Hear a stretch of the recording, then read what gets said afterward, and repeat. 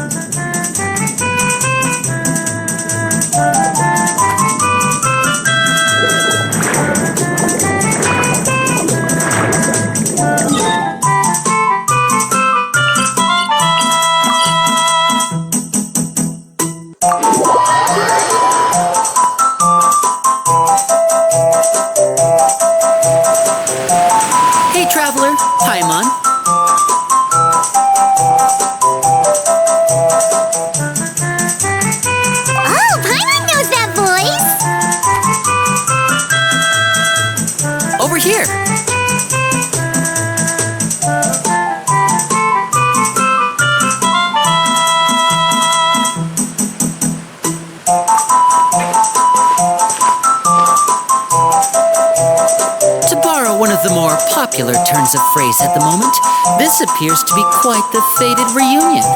Running into you two out of the blue like this has really made my day. I certainly wasn't expecting it. You can say that again. What brings you to Poisson? Wait, Paimon's got it! You must be here for one of your magic shows, right? Actually, we've run into a bit of trouble on the home front, so Father arranged for us to stay in Poisson for the time being. Oh, are Lynette and Fremine here too? Yep, along with most of the other members of the House of the Hearth. You may have noticed Poisson seems a bit more crowded than usual. So you're saying nearly the entire organization has moved to Poisson? Sounds like you've run into way more than just a bit of trouble. What's really going on? Well... Since the two of you are so curious, perhaps I can fill in the gaps. You scared Paimon half to death! Father, you're here. You know... on second thought, maybe we don't need to know. It's all probably super confidential House of the Hearth stuff, right? We totally weren't trying to pry or anything. No need to be nervous. I could sense your genuine concern from your conversation just now. Of course, I can also understand your confusion. Sending so many Fatui here to Poisson, it's only natural that some might suspect an ulterior motive to be involved.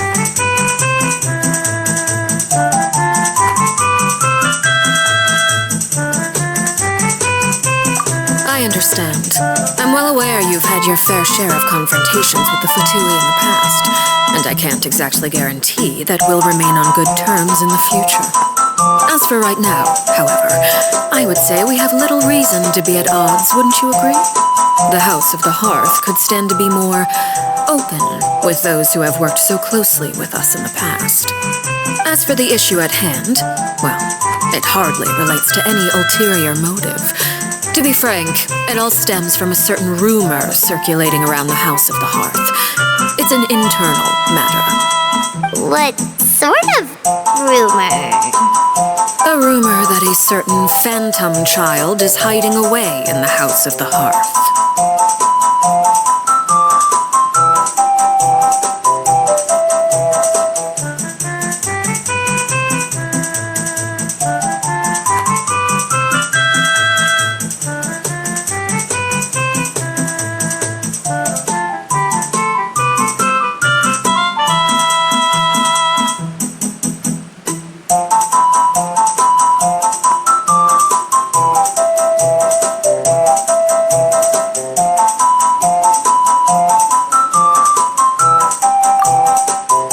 A phantom child? Ooh, just hearing the name is giving Paimon the creeps. A spirit that should have long ceased to exist is lurking in the shadows of the House of the Hearth. So I decided to bring the children to Poisson before continuing to investigate the situation. I expect I should be able to track down the spirit fairly quickly.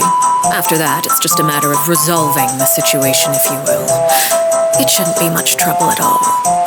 If you're curious, or if you still have some concerns, it might be advisable to stick around for a few days. I'm sure the children would be exceedingly pleased to welcome some visitors. Lenny, I'll leave you to entertain our guests. I have some matters to attend to. Of course, Father.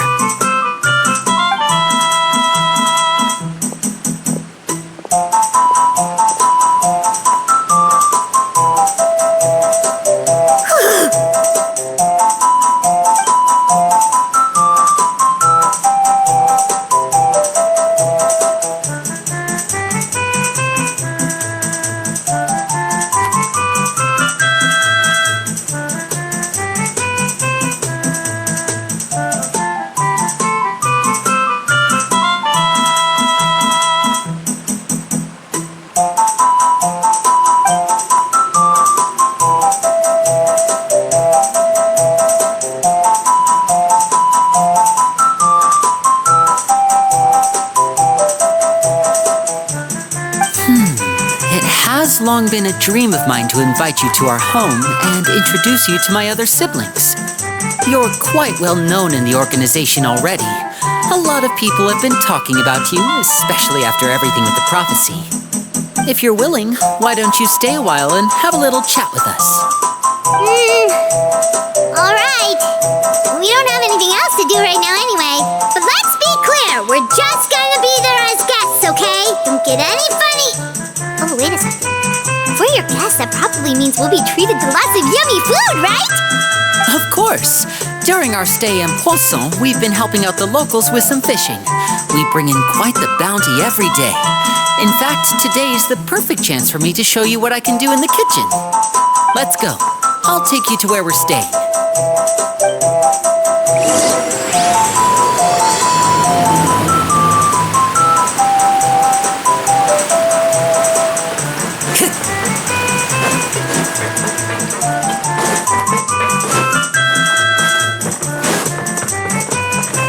Time to go.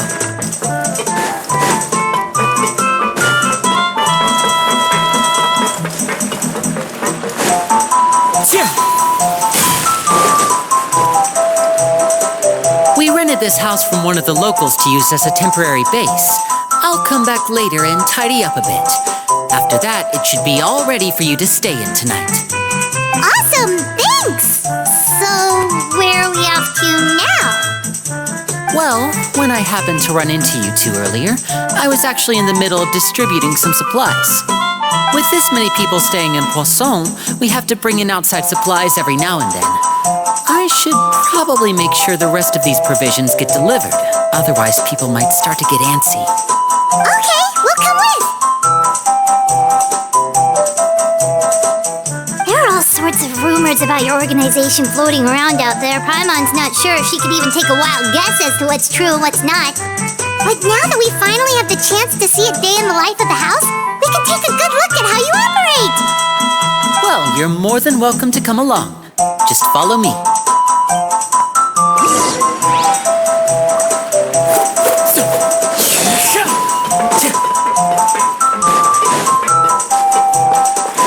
Time to go.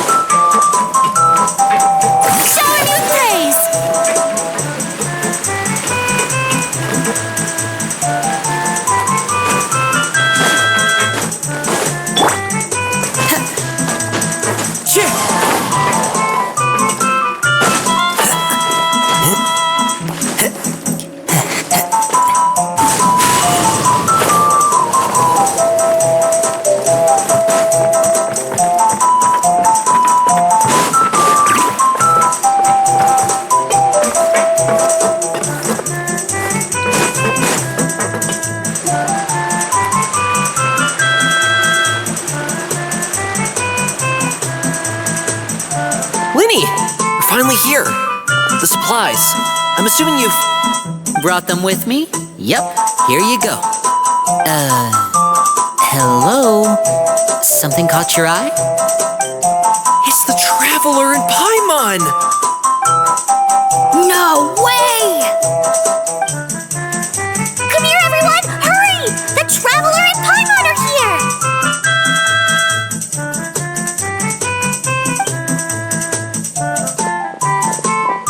One at a time, please. Don't crowd around them all at once. We don't want to scare off our guests now, do we? Oh, it's all right. Gotta say, Paimon didn't realize we were this famous. Of course. Father and Linny have told us so much about you. Father told us about how you helped Linny. According to her, you're a trustworthy friend. And as far as she's concerned, that's pretty much the highest compliment we've ever heard her give.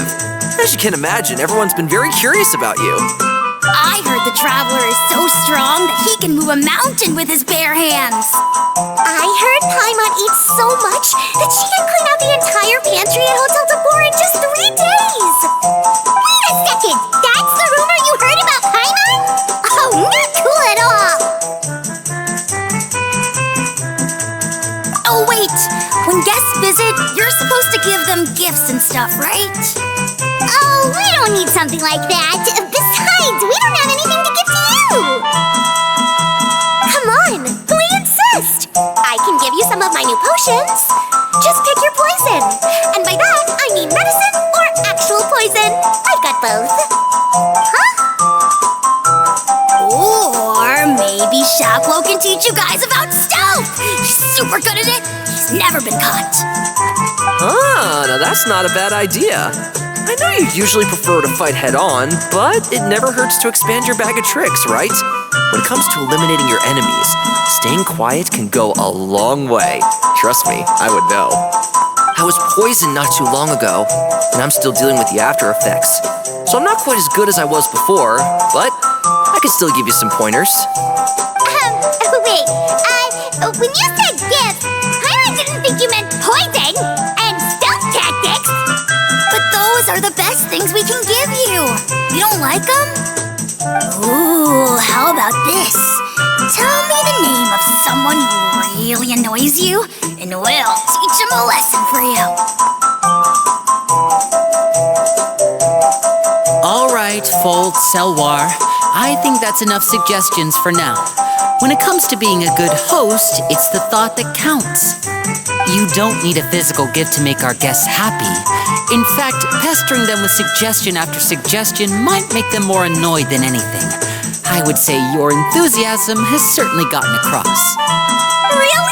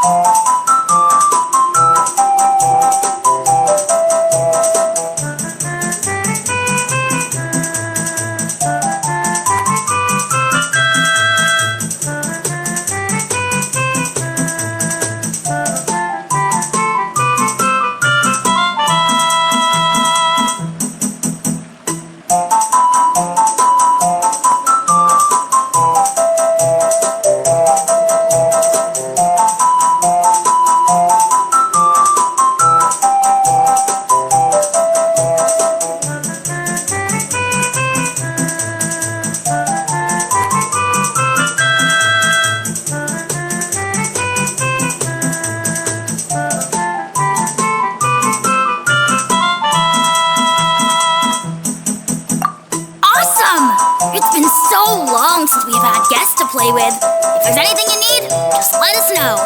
Yeah, especially if it's poison or something. I got all sorts of potions for that. Well, we'll talk to you all later. We've still got supplies to distribute. All right, see you later.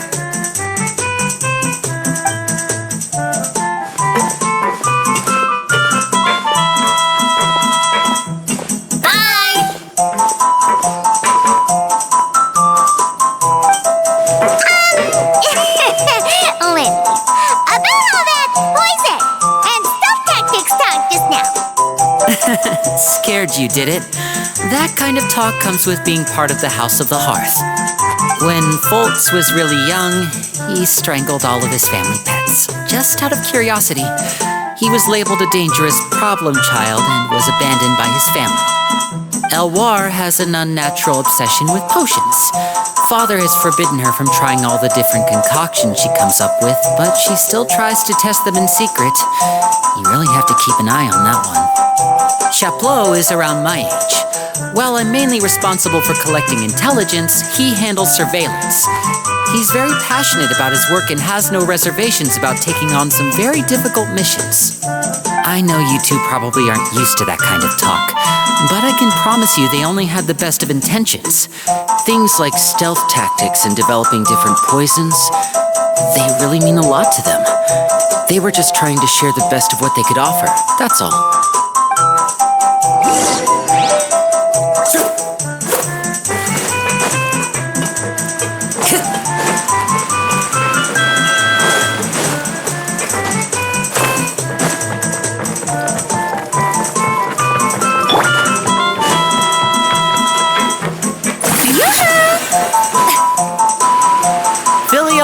Supplies are here.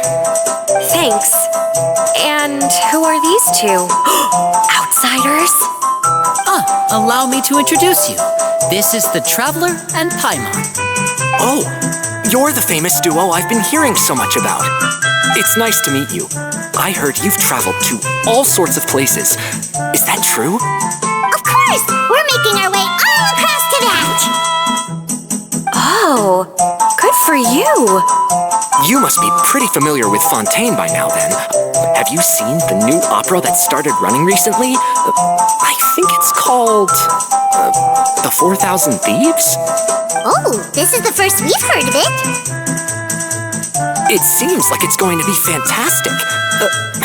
From what I've been able to tell from the posters, anyway. You should definitely check it out if you have the time. Oh, and there's the Blind Maiden, too. That one is supposed to have audience interaction. Seems pretty interesting. After this mission is over, I think I'll go get a manicure. Oh, maybe I should dye my hair. Wonder how much it'll cost. Is it just Paimon, or do these two seem much easier to get along with than the others? Looks like the House of the Hearth has some normal members after all. I heard that. Oh! Oops. I'm guessing you're referring to Foltz and the others? Yeah, we're definitely not all like them. I bet those crazies are practically foaming at the mouth right now. I'm sure they just can't wait to get back to Snezhnaya to carry out the plan. That's enough, Filial. Don't talk about family members behind their back, right? Whatever. Let's go. Guess this is goodbye then. If you ever have some time, we should go see the opera together.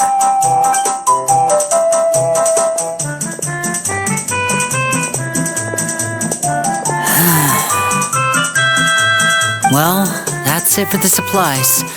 We should probably head back as well.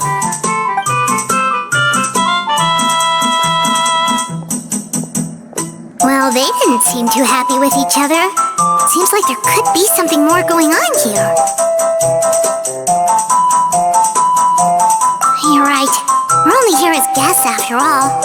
Oh, Winnie's getting super far ahead. Come on, let's catch up.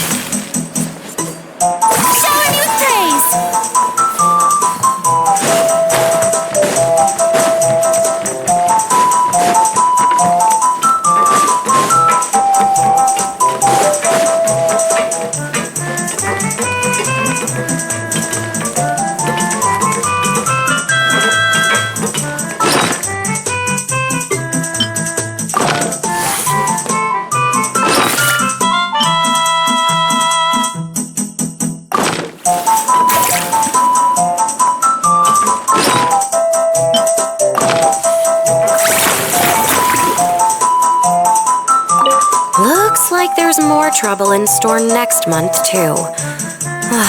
When will it end? Hey, just focus on the positives. At least our time in Poisson has been pretty relaxing. Don't you think?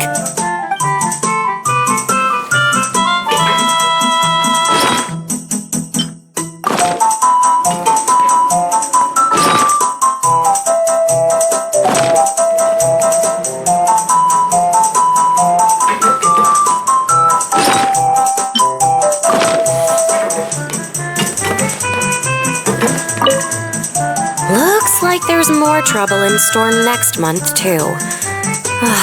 When will it end? Hey, just focus on the positives. At least our time in Poisson has been pretty relaxing. Don't you think?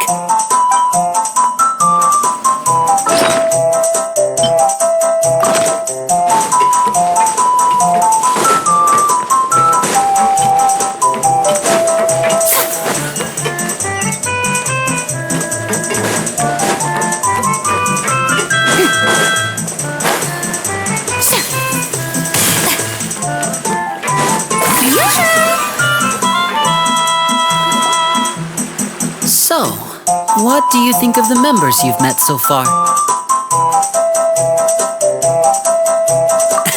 Well, Father is always encouraging us to be strong-willed and independent. So if there's one thing we've got, it's people who aren't afraid to speak their mind. Well, I should probably get cooking. Wanna join? Of course! Then let's head out. Fremine, what are you doing here?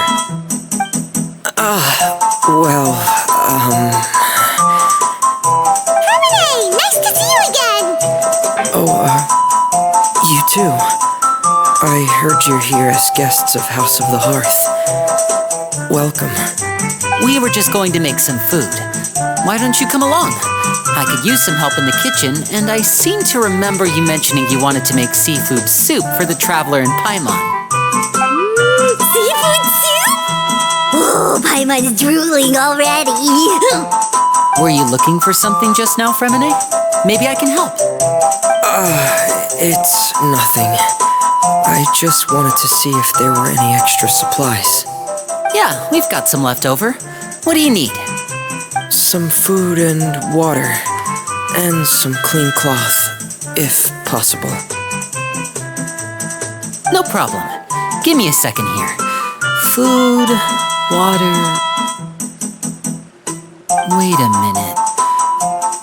What do you need all of those for? You're not on any missions as far as I'm aware, and you were just going to come eat with us. So what's this all about? I thought I'd grab an extra portion because I get hungry at night. Could be because I'm growing, you know, and... Fremine, you remember what I told you?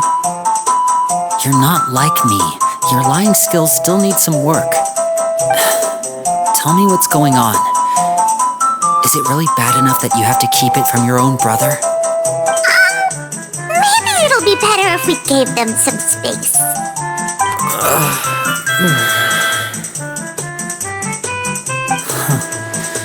This is the first time I've seen that kind of look on your face. Whatever happened, does it have something to do with Father? Yes. Just follow me.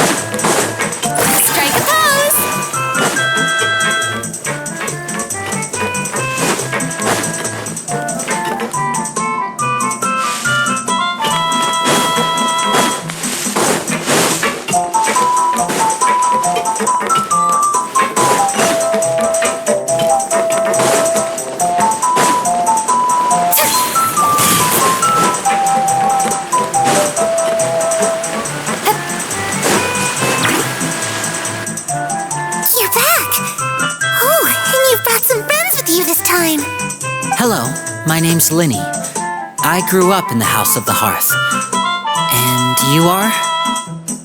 Hi, Linny. I'm also a child of the House of the Hearth, just like you. You can call me Clairvy. Clairvy? It's nice to meet you. Does that name ring any bells, Linny? No, not at all. That's not a name we have on our roster, I'm sure of it. What I'm not sure of, though, is how she managed to sneak in. She must be the phantom child Father's been searching for. From the looks of it, I'm guessing you were the one that found her, Fremine. You, haven't told Father, have you? No, I haven't told anyone. I've just been keeping her hidden. For how long? About half a month now. So ever since we got to Poisson, then, do you have any idea what you're doing? I know what I'm doing. Really? Because from where I'm standing, it looks like you're hiding the very person Father has been trying to find. If Father finds out about this, everyone involved is going to be punished. You know the rules of the house, Fremine. I know you do. Father doesn't tolerate any form of betrayal. So why are you doing this? I've thought it through. And I just can't hand her over like that. Linny, don't you remember last year? Chaplot nearly died after getting poisoned during that one mission. He wasn't able to get back before the poison started taking effect, and not a single person was there to help him. That night, while I was sleeping, I heard a voice telling me to go save him. I opened my eyes, but I couldn't find the source of the voice. I thought maybe I was just hearing things, but I went to look for him anyway. Luckily, I got there with enough time to save his life. That feeling of being haunted, of hearing voices, it's happened many times in the House of the Hearth. I'm sure you've noticed. So what you're saying is, that was her? She was the one who spoke to you that night? Unless there are other spirits roaming around the House of the Hearth, I don't think there's any other possibility. If Clairvy were our enemy, it wouldn't matter whether she was a spirit or an actual child. I would have acted without a second thought, because that's what Father ordered us to do.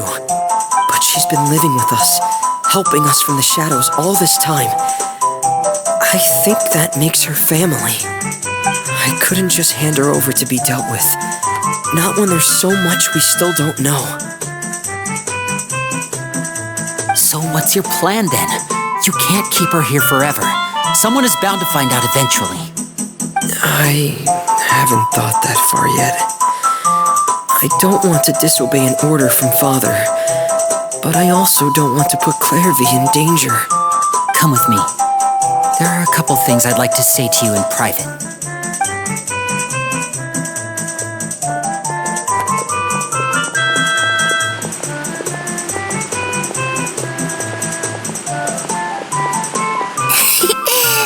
Two sure care a lot about each other.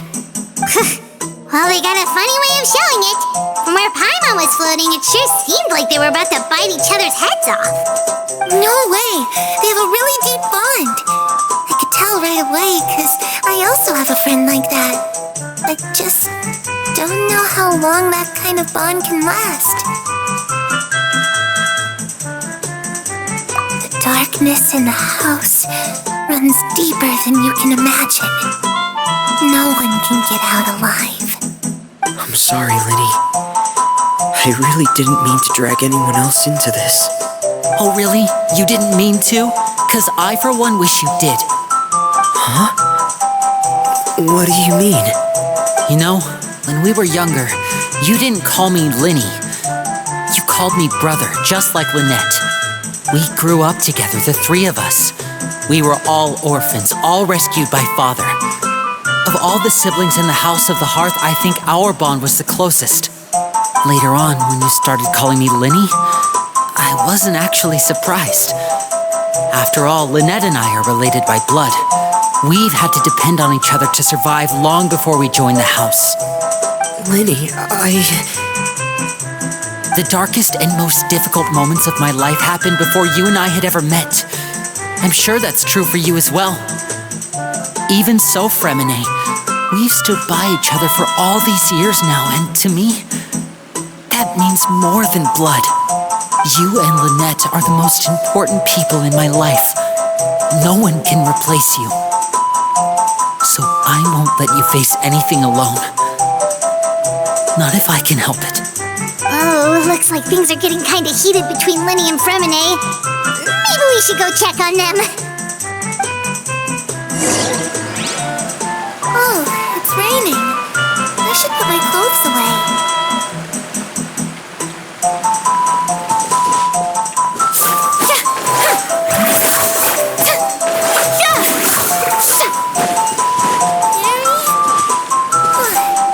Looks like she's not here either.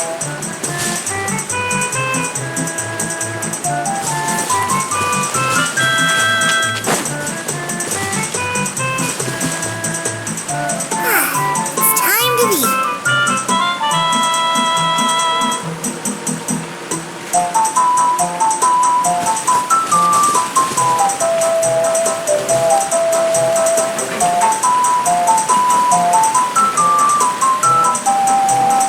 Shower me with praise.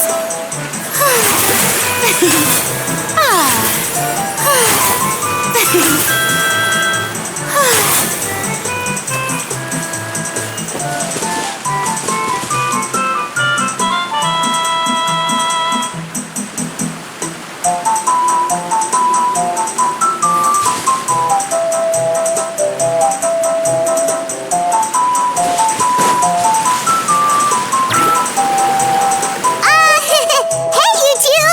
Hope we aren't interrupting anything. Like a fight, or... Oh, wait a minute, Fremine. You're not crying, are you? Is everything all right? everything's fine. Thanks for asking. Well, we're all friends here, right? We've been through so much together, so if there's anything we can do to help, just say the word. It's just a small family dispute. It's not something our guests should trouble themselves with. In fact, it might be better if your stay ended here.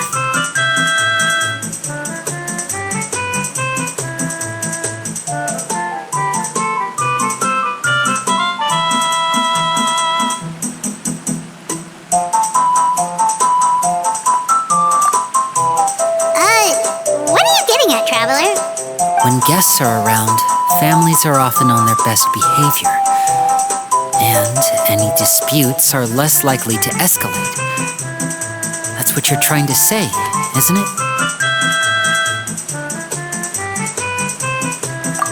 I just... Thank you. I was really hoping to keep you out of it. But even if I could think of some other reason to turn you away, I'm not sure I could convince you. I know things could turn dangerous, so I promise you this. From now on, I'll protect you like my life depends on it. Me too. Well, back to the matter at hand then. If we don't plan on handing Clairvy over to Father, then our only other option is to solve the mystery of her identity before Father is able to track her down. That means finding out where she came from and what she's doing here.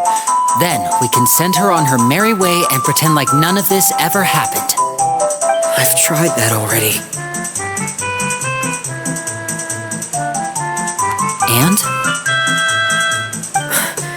And nothing. I tried taking her somewhere really far away, but after some time, she just reappeared. She even came with us all the way to Poisson. It seems like wherever the house is, she follows.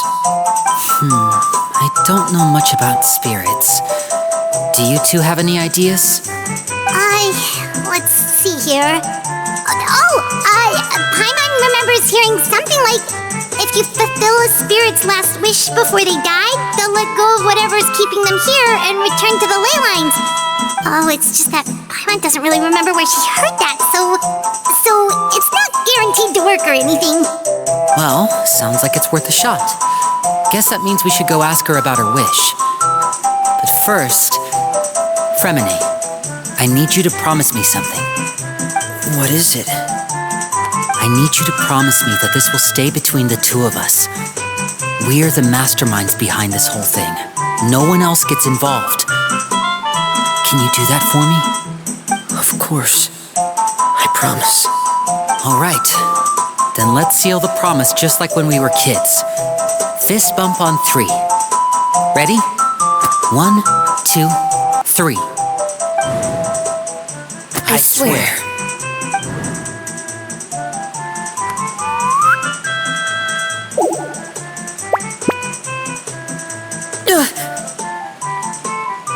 Whoa! Lynette!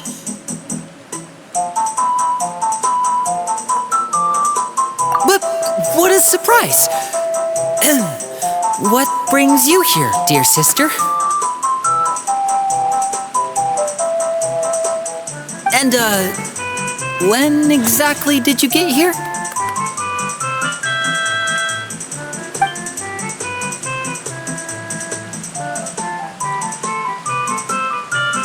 You're an idiot, brother.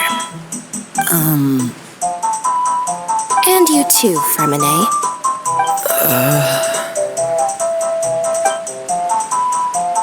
You 3, Traveler. And you 4, Paimon. Wait, what did we do? I've seen Clairvy around the House of the Hearth before. I hadn't seen her in Poisson, so I figured she must not have come with us. But it turns out you were just hiding her. I heard you talking about your plan. Rather than steering clear of the situation, I'd rather fully join in.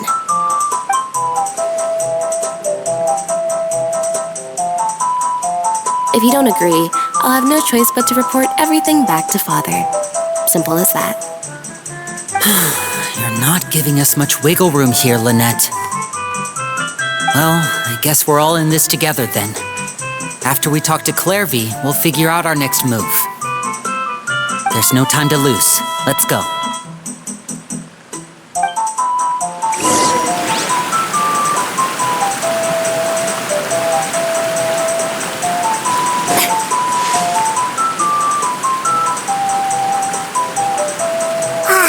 I'm full.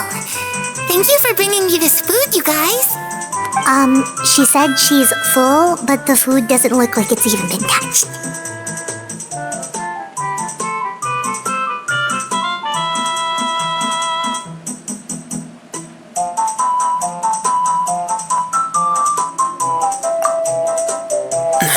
That's right. Based on what I've been able to observe, it doesn't seem like Clairvy can interact with the physical world at all. Still, when she's presented with food, she'll always linger around it for a good little while. Maybe, in her mind, she really is eating those things. Does she know that she has already passed away?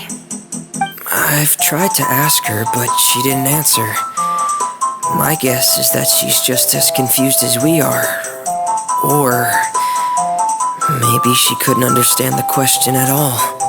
Clairvy, if you've got some time, I'd like to ask you a few questions. Sure. Oh, another new friend. Hi, I'm Clairvy. Hello. Clairvy, how did you join the House of the Hearth? Huh? Isn't it the same for everybody? The knave brings you here and then you can't leave. It's just that your name, it's not on the roster. And I've never seen you before. The roster? Oh, I get it now. I think there might be some things you don't know about this place. The people in charge, they're not as nice as they look. They say they keep a roster, but it's not complete. There are a lot of people who aren't on it, and never will be. In this house, some people are family, and other people are just test subjects. Those kinds of people aren't ever going to get a place on the roster, unless It's the roster of people who've been executed. Wait, does that mean the name... Is there anyone that can vouch for you? Perry, she's my best friend. She's the only one I trust in this place.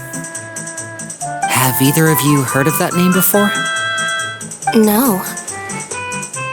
Me neither. Clairvy, Perry. Neither of those names are on the roster. But it seems like she's telling the truth. Either that, or this kid's already got a bag of tricks bigger than mine.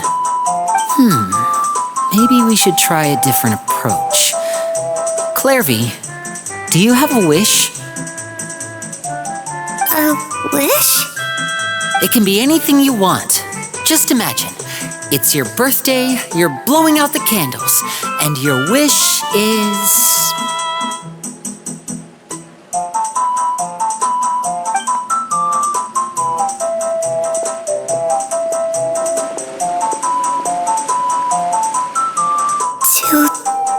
To go outside, where the sun can find me.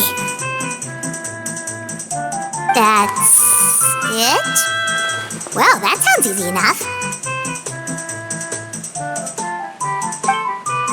The darkness in the house runs deeper than you can imagine. No one can get out alive.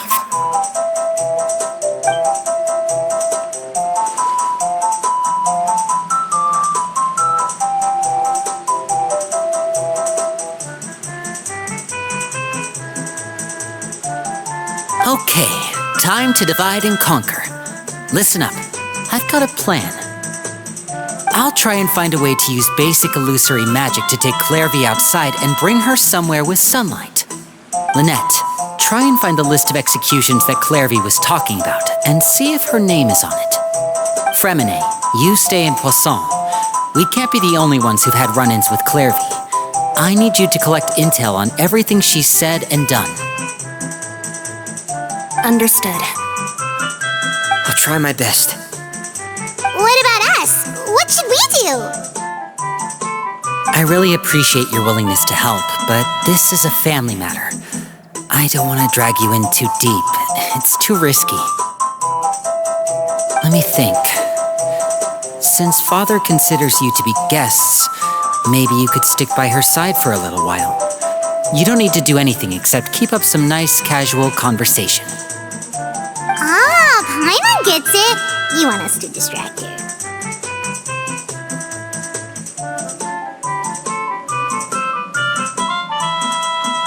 I'll give you a magic bird. If Father suspects something, all you need to do is release it when she's not looking, and it'll alert me that something's wrong. Of course, that's only as a last resort. If Father doesn't seem to notice us, there's no need to make contact. We'll reconvene here tonight after all's said and done. If the worst-case scenario happens and we're discovered, just tell Father everything. We're not going to let our guests get punished for our own actions. That's where we draw the line.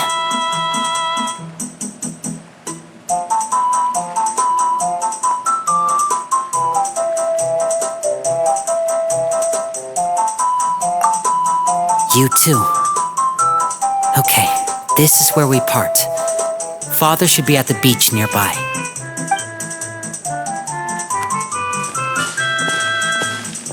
I really hope this goes well. No, it has to go well. That's the only way this can get resolved.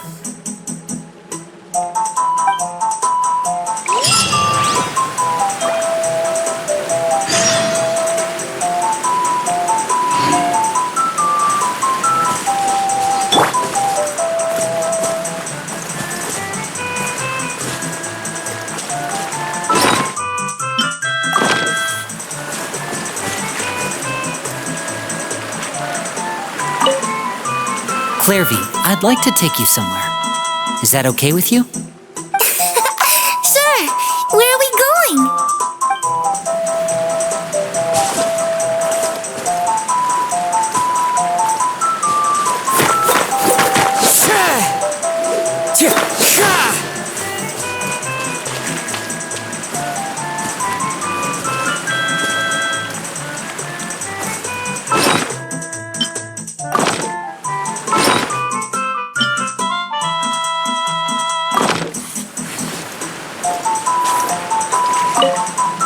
Clairvy, I'd like to take you somewhere.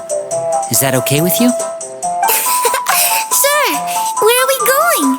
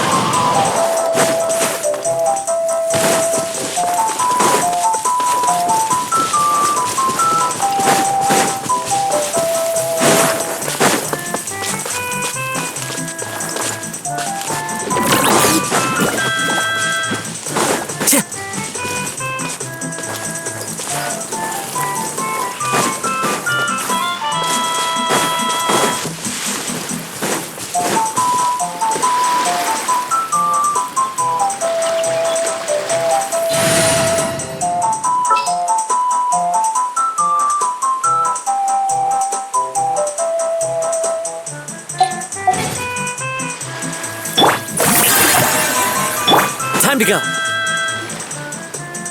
It's the knave and child. Hey, aren't you supposed to be in Snezhnaya recuperating? What are you still doing in Fontaine? Oh, it's you two. I didn't expect to run into you here. I was unconscious for quite a while after the fight in the Primordial Sea. After I woke up, I realized I was being taken back to Snezhnaya, and well, I couldn't have that now, could I? Not when I've still got unfinished business here in Fontaine. So, I mustered up all my strength and made the journey back on my own. What sort of unfinished business are we talking here? It has to do with Skirk, my master. I really wanted to meet up with her, but by the time I got back, she had already left. I still have so many questions for her. Without any other leads, all I could do was ask the knave to help me track her down.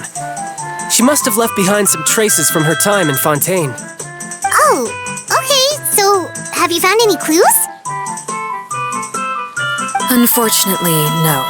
While the House of the Hearth is adept at collecting all manner of intelligence, certain existences can still manage to escape our purview. Basically, unless Master feels there's a need to meet with me, she's not going to be found. But that problem has an easy fix. I just need to become stronger, and then... Paimon thinks you should focus on getting better first. The worst of it is over. It's all thanks to that one kid from the House of the Hearth. Elwar, I think her name was. She gave me a bunch of random potions to drink. They didn't go down easy, let me tell you. Pain and chills all over. But they really did help speed up my recovery. And that's good, because it looks like I really do have to head back this time. The old man's been putting the pressure on me. He sent someone to tell me I'm needed for some sort of project. Project Stuja? Yeah, that's the one. I heard Regrator's involved too. I'm not looking forward to having to listen to all his monologuing, that's for sure. Hey, maybe you could think of a way for me to stay in Fontaine for a little longer. Helping Linny and the others brush up on their fighting skills would be far more interesting. If you and I could spar, that would be even better. I've been waiting for a chance to see you go all out. And what a sweet little daydream that is. But I also have a role to play in all this. I'll be leaving Fontaine shortly as well. Besides, considering how little they see fit to step outside the homeland, being called on to return to Snezhnaya by such illustrious dignitaries, what a great honor. Wouldn't you agree? One I could do without, I'd say. Is it just Paimon? Or does it kind of seem like they're...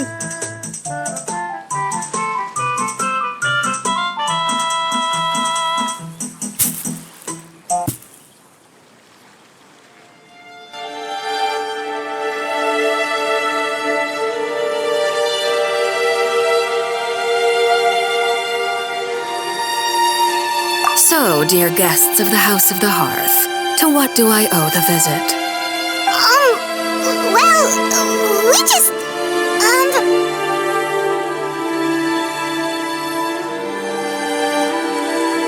Right! We're super close to Linny and the others, but we still don't know much about you! Is that so? Introductions have already been made, have they not? Oh, well, you see, there's only so much you can learn about someone from a short introduction. At least tell us something a little extra, like, why do you call yourself father? Good question. I'd also like to know. The fact that you have to ask tells me our intelligence work has been quite successful. Telling you the answer to that question would only serve to undermine that success. And we can't have that, now can we? Spoken like a true diplomat. That was some expert sidestepping right there. Well, if there's nothing else, I think I'll take my leave. I still have a small matter to resolve at home. Wait, don't go!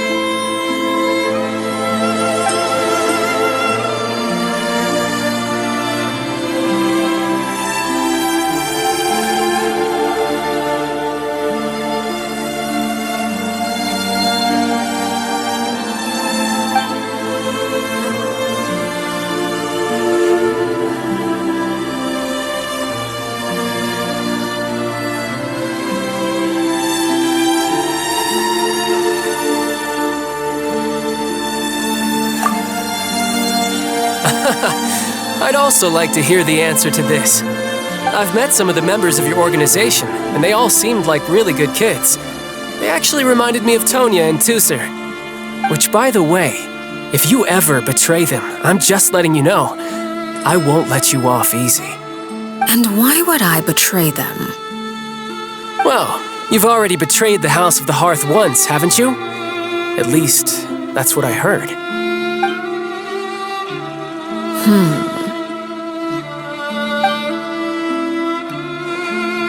Okay, I admit. That's just what the old man told me. The rooster, I mean.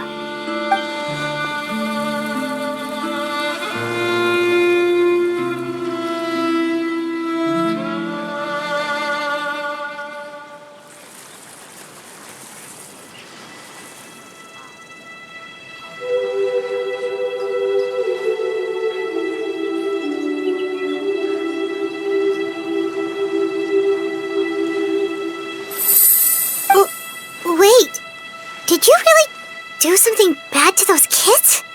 Never mind what I've done. I'm more curious as to what the mighty rooster had to say. Care to enlighten me? Well, nothing much. Just some stuff about you taking out many other members of the House of the Hearth, and even going so far to attack your own family.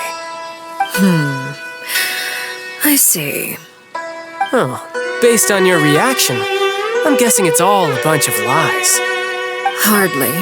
I don't appreciate his particular turns of phrase, but I suppose he didn't say anything untrue. Although, it would be more accurate to say that there is a certain level of prejudice involved, but I don't intend to clear that up just yet. Prejudice has a funny way of concealing the real truth behind certain things, an attribute that I find to be quite advantageous.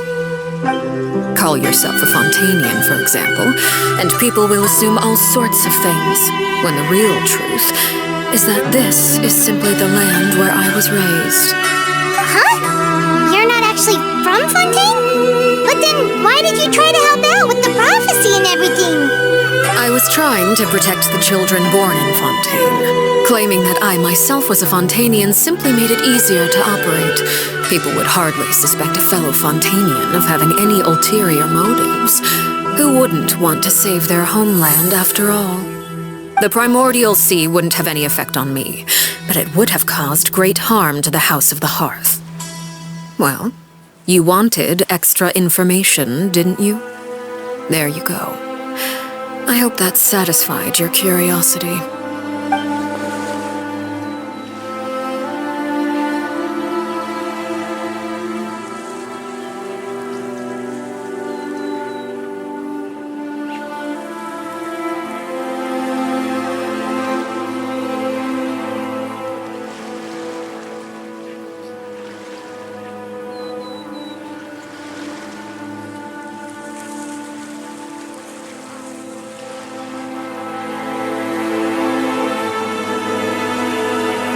So, you stayed in Fontaine for the kids. I guess I was wrong to believe you'd betray them. Apologies.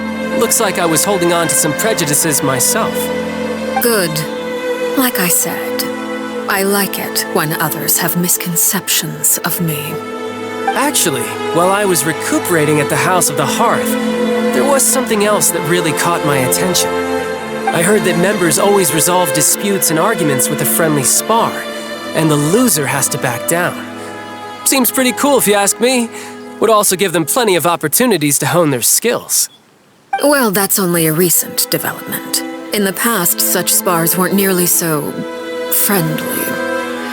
The losing party would lose everything, including their life. They were that high stakes? Whew, at least that's not a thing anymore. Well, the current atmosphere's not half bad. I'm a bit jealous, actually. You've got so many family members around you, and you even get to live with them. Having a lot of family around means dealing with a considerable amount of bickering and scheming. Once Tonya and Tusser enter their rebellious phase, I'm sure you'll understand. Just imagine. Tusser becomes obsessed with plucking out strands from the rooster's mustache, or Tonya decides to dye her hair 42 different colors. Okay. I get the picture.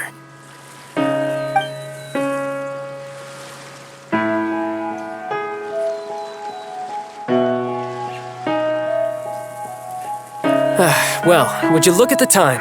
I should probably get going. Traveler, Paimon, I'm not sure where our paths will cross next, but the next time we run into each other, we should definitely try and find some time to spar. Again, maybe this is a conversation we can have when you look less like you're gonna kill over. All right. Well, thanks for everything, Arlecchino.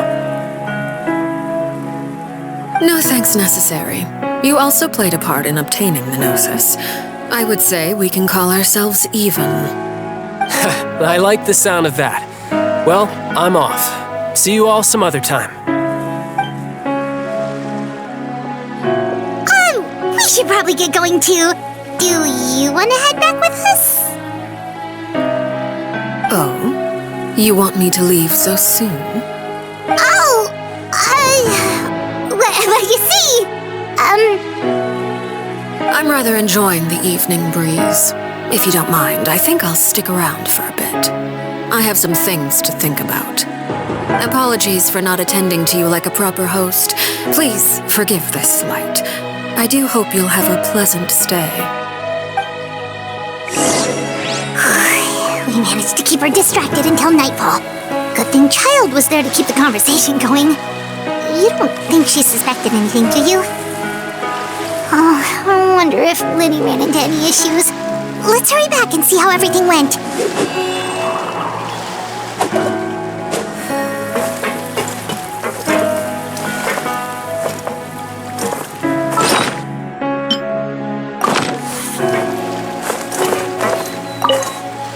Oh? You decided to stay a little longer? Let's take in the ocean view together, then.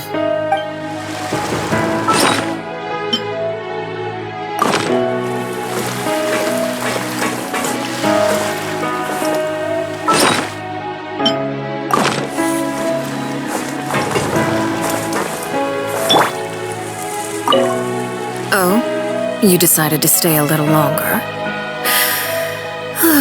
Let's take in the ocean view together, then.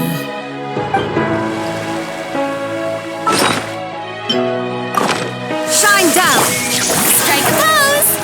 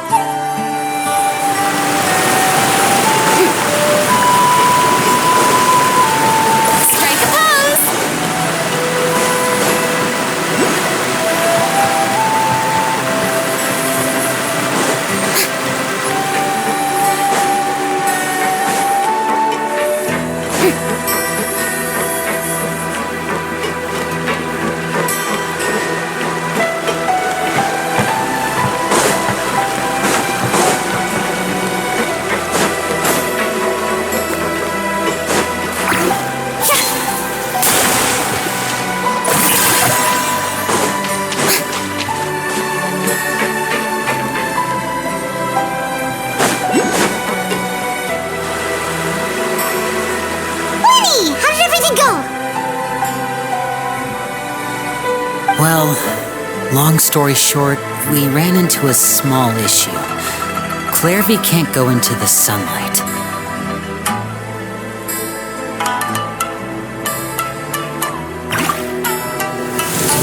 Everything was fine at first. She followed me up to the surface just like I told her.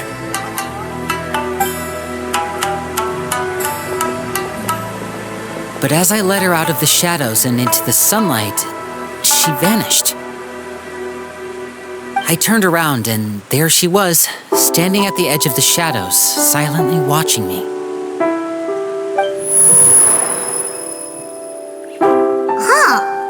Maybe she's afraid of sunlight, or...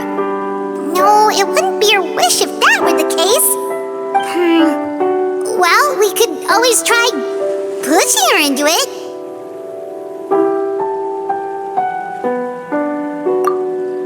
Oh, true.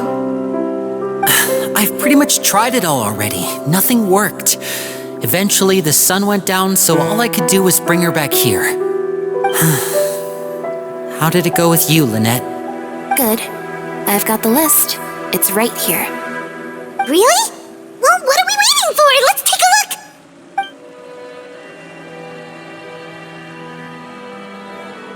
Oh, that's a lot of pages. Oh, it's gonna take forever to get through it all. We can each take a section. Here. La Pouillade, l'endroit, Chambel, horaire.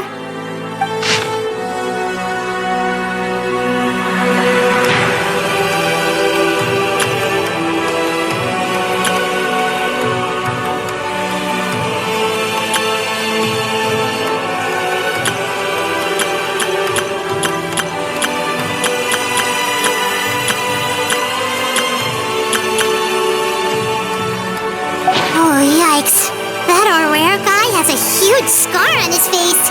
He's kinda giving Pipe on the creeps. I've met him before. The scar is from an injury he received during a mission. I still remember him joking with me about it. He said any future lover would take one look at him and then lose all interest. Did he say anything else? Well, I asked if there was someone he was interested in. He said no, and that's where our conversation ended.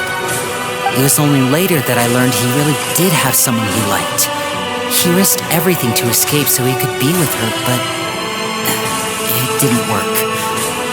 One day, Father asked to see him, and, well, I never saw him again after that. Wait, so that means the Maeve, she... It may seem cruel, but it's just one of the rules of the house. Betrayal is not to be taken lightly. We know too many secrets to come and go as we please. So, if you do try to leave, pay with your life.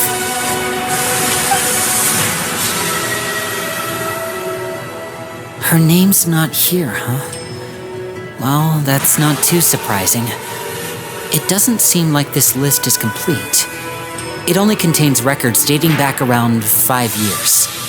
Let's shift our attention then. Fremine, were you able to find anything out? Fremine. Sorry. I was thinking about something. I managed to talk to quite a few people, but I couldn't help but notice that the atmosphere in the house was a little... strange. Strange? Yeah, I mean, I know there have been arguments in the past, times when people haven't gotten along. Chaplot and Filiol are a good example of that. Oh, those are two of the people that we met while delivering supplies. Paimon can see how they might not get along. They had very different vibes, and their, interests seem to be pretty different as well. That's to be expected, actually. Father brought us all here, shared her knowledge with us, taught us how to fight. That's one thing we all share. But that's also where the similarities end. Not all of us feel the same desire to stay here. As members of the House of the Hearth, we're also considered part of the Fatui. And to a lot of people, that's an identity they never asked for. Certain members get older and realize they want something else for themselves. But considering the rules of the house, most people would never say that out loud. People like Chaplot and Foltz are loyal to Father and her vision. They're proud to be part of the Fatui. Filial and Nantoy, on the other hand, well, they aren't quite as enthusiastic. These kinds of conflicts have always been there. It's not like Father is in the dark about any of this. Well, that's true. But it just feels like things have gotten worse lately.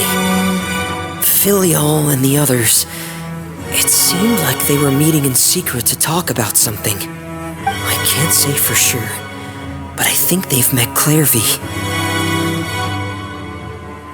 You think she's been inciting them to act out? No, not exactly. But I wouldn't be surprised if she said something to them about the darkness in the house and how deep it runs. She's told me about it before. Experiments being run on children. People being used as pawns on the battlefield without so much as the strength to survive. And they just believed all that? Without any evidence? Clairvy's words probably gave them the excuse they were looking for. Whether they actually believe them to be true is secondary. This is all because of Project Stuja, isn't it? Whoa. Hold on a second. What's this Project Stuja all about, huh? This is the second time it's come up now. Sorry, but I'm not sure of the details either. I only know what Father has told us, which is that it's something the Rooster and Regrator have been working on together. Apparently, it has to do with the Fatui's strategic plan for the future. Because the House of the Hearth was so successful in obtaining the Gnosis, we now have the honor of playing a key role in Project Stuja. Wait, but isn't that a good thing? Key role is just another way of saying dangerous role. To us, the whole thing is an inconvenience. Father thinks so too, but she's in no position to refuse. Their plan isn't exactly unreasonable, and they've been funneling the house a lot of funding. It's just that we'll lose a lot of members in the process. Participating in the plan, it's an honor in name only. What they're really trying to do is subdue us. The existence of an intelligence organization outside their control makes them feel uneasy.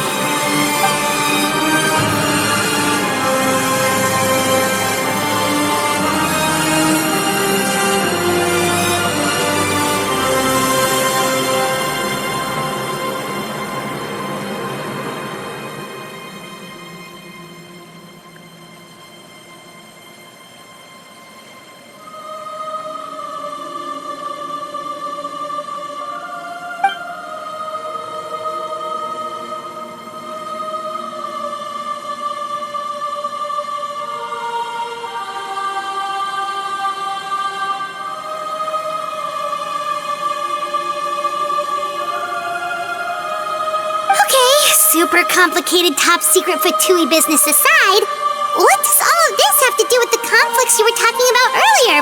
Paimon doesn't get the connection. External pressure has a way of exacerbating internal strife. You can't overlook the power of fear either. People are afraid of dying, and that fear is often the impetus for a lot of stupid decisions. I thought resolving the Clairvy situation would make everything go back to normal. But it looks like things are more complicated than I thought. If we leave Filial and the others to their own devices, sooner or later, Father will be forced to take action. We can only focus on one situation at a time, brother.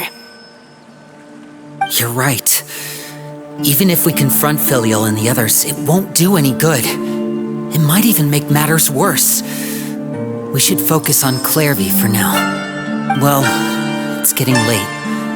We should head back and get some rest. We'll try again first thing tomorrow. Lynette, you stick with me this time. Fremine, keep a close eye on Filial and the others. Make sure they don't do anything they'll regret.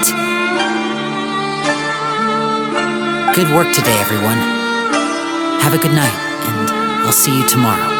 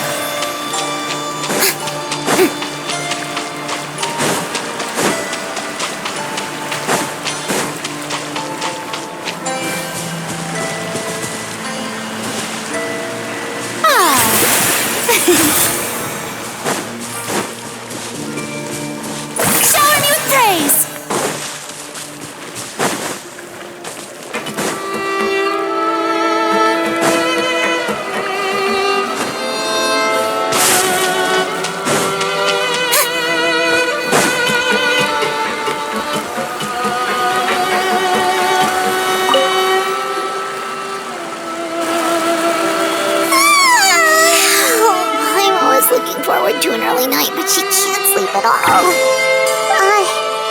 Hey, you don't think the knave will be too angry with Lenny and everyone if she finds out about all this, do you?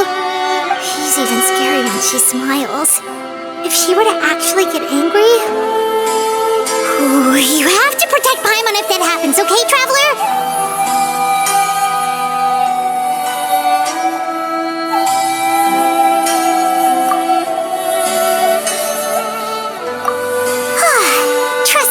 Traveler. Oh. Look over there.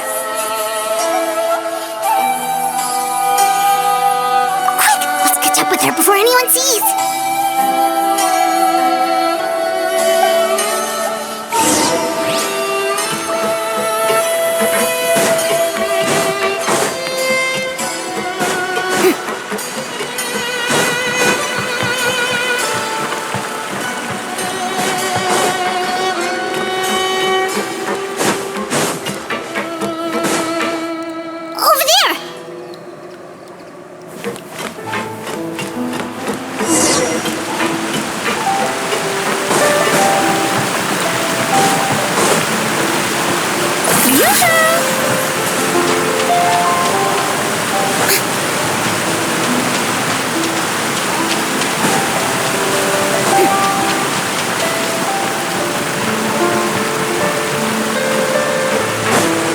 Where is she going? Oh, if someone sees her, we're toast!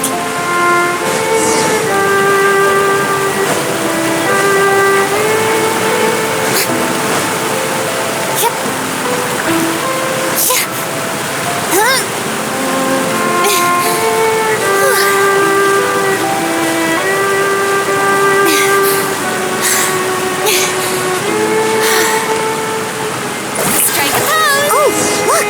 She stopped!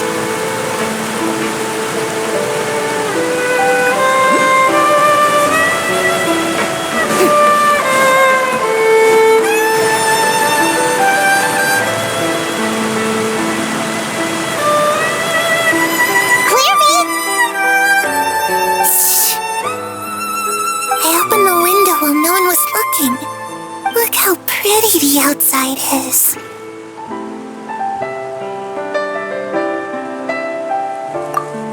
If only I could have more than this. You probably think I'm being silly, huh? All this hopeless resisting.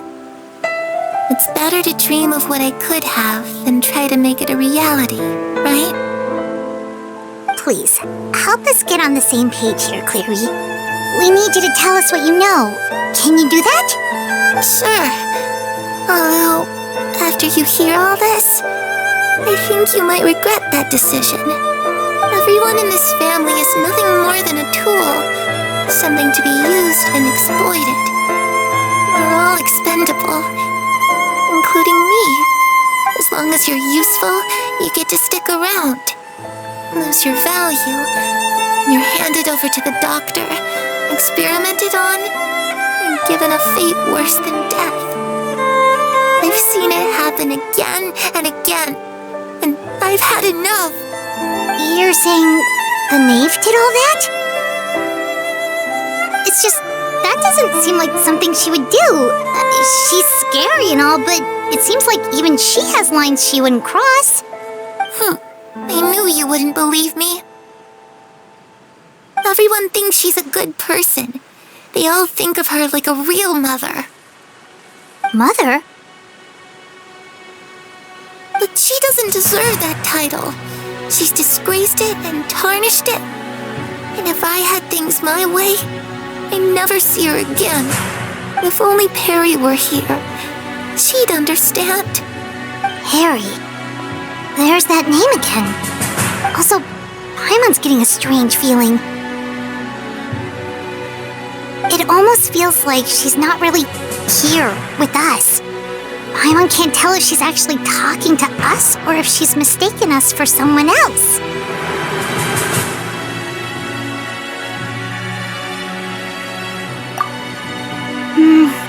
Well, in any case, it seems like she really needs someone to talk to. We should keep her company for a little longer. She looks so young, but it seems like she's been through a lot. It's getting windy. I should close the window. Ooh, look at the moon. Isn't it pretty? Hey, wanna hear a secret? I heard that if you look up at the night sky in Snezhnaya, you can see the aurora. It's supposed to be super pretty. Even prettier than the moon tonight.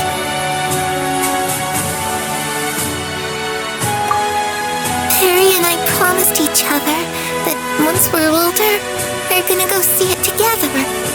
But I can't find her. I'm worried she's all soupin. No, that wouldn't happen to her. She's special. Mother likes her a lot.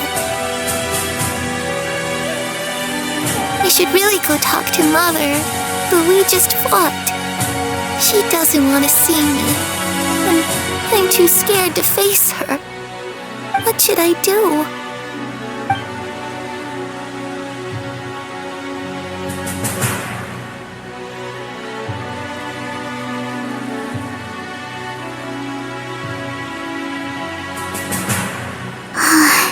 Paimon really doesn't understand what's going on with her. Well, let's head back. We've got an early morning tomorrow.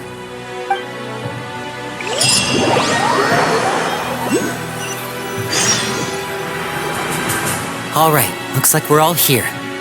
Let's go ahead with the plan.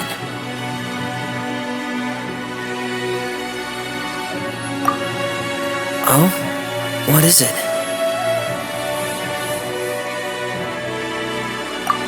What makes you ask that? Well, we kinda ran into Clairvy last night, and that's what she told us. We met the doctor back in Sumeru. He's super dangerous, and he's done all sorts of bad things. It's possible that Father and the Doctor have had certain dealings, but I don't think Father would work with him. We're not really on the same side, so there's not a lot of trust between them. It doesn't exactly set the stage for a successful partnership. I did hear, though, that when Father first became a Harbinger, the Doctor offered to work with the House of the Hearth. Father rejected most of his proposals, except for one. It had to do with some sort of secret experiment. Secret experiment? Could that be what Clairvy was talking about? I don't think so. I don't know any details about the experiment itself, but I do know it's an entirely independent operation. The Doctor only proposed a direction for the research. That was the extent of his involvement. I still don't think that counts as working together. The details of the experiment are confidential, but complete records are kept on all participants. That doesn't seem to be the case with the situation Clairvy referred to. I know you don't agree with some of the Fatui's methods, and I'm not asking you to. But I am asking you to trust us on this. The House of the Hearth has its own principles. There are certain lines we're not willing to cross. Alright, that's good to hear at least. Clairvy Clefty seems to think the knave and the doctor worked together to do something horrible. If that turned out to be true, Paimon doesn't know how he would even face you guys. It's just that it doesn't seem like Clefty is lying either. The easiest thing to do would be just ask the knave directly, but Paimon doesn't think she'd tell us.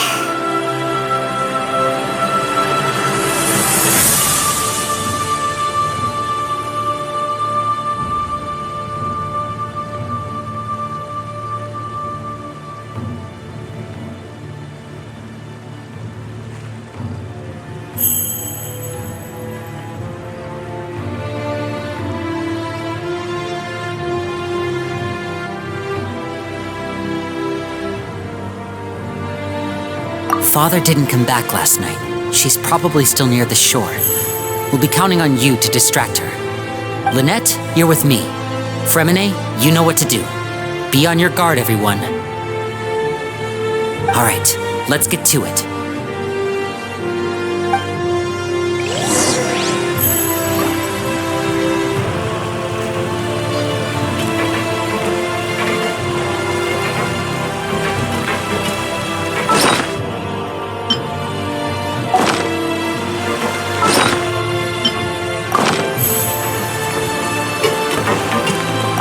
Where are we going today?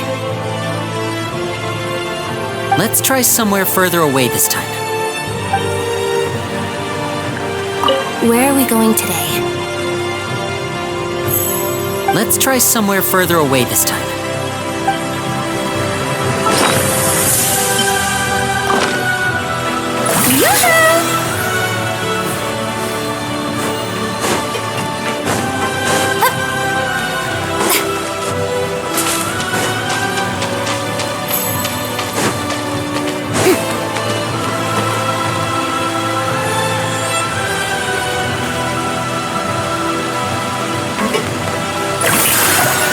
It's important to inspect your diving equipment regularly.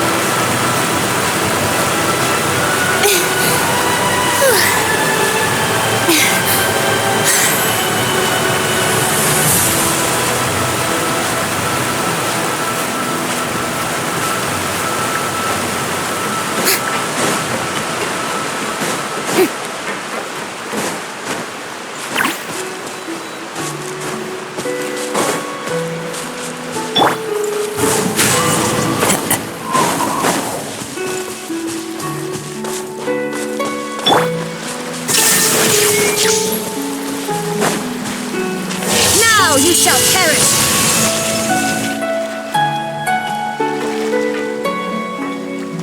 Ah, it's you two again. I must say, you look a bit pale. Did you have trouble sleeping last night? A little. Perhaps if you had less on your mind, you'd be able to absolve yourself of such troubles. So what are you planning to do now? Catch up on some sleep? Or should I give you some time to rack your brain for a topic to discuss before I ask any questions? Although I must profess to being curious. Without child here, how do you plan on distracting me?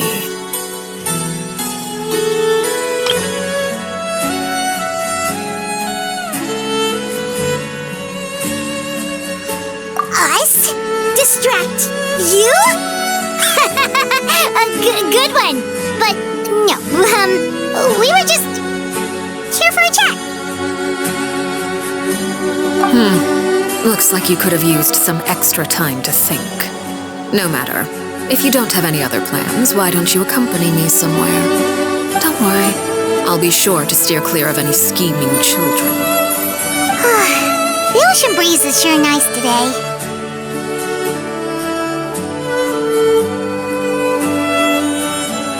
Children always think they can hide things from the grown-ups. But nothing gets past me. Least of all a little scheming. I think I'll let them have at it for a little longer. I can be very patient. Well, I'll leave you to think things over.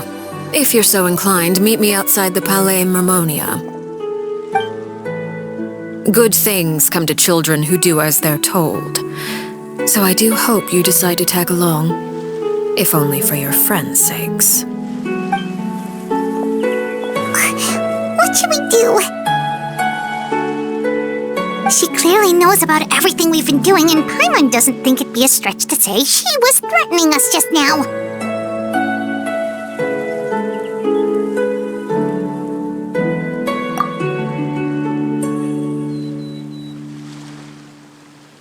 Oh, good idea. Hopefully he sees it in time. Well, we should probably head to the Palais Mermonia. Paimon doesn't want to find out what happens if we don't show up. Based on what the knave was saying just now, it sure didn't seem like it'd be anything good. Okay, then we probably shouldn't keep her waiting. It seems like Linny and the others are on thin ice, so let's do our best to not get them in any more trouble.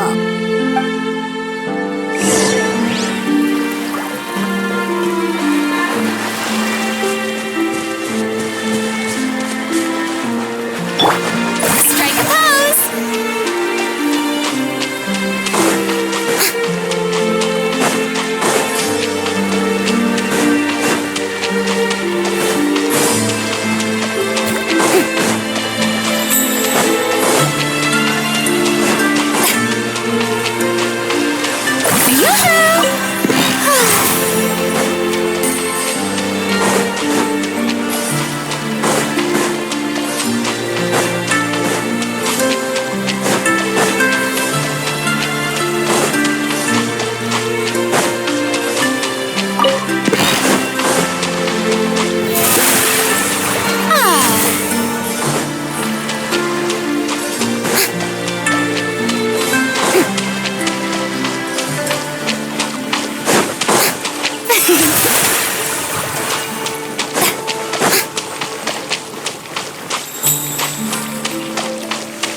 The show begins!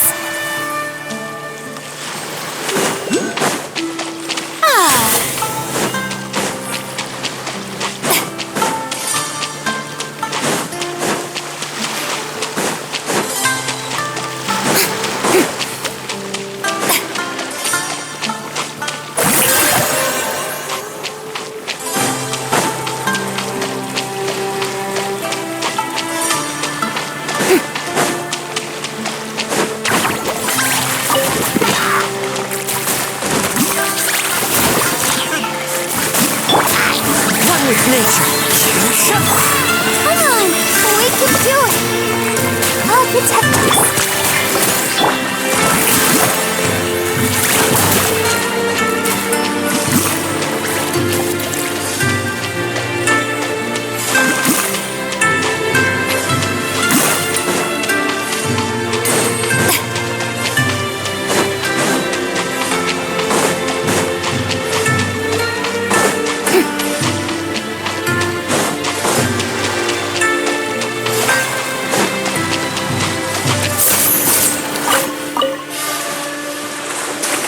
Strike a pose!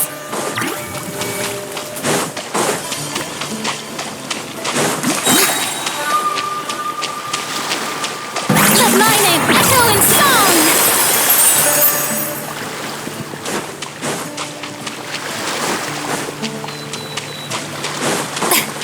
Yoo-hoo!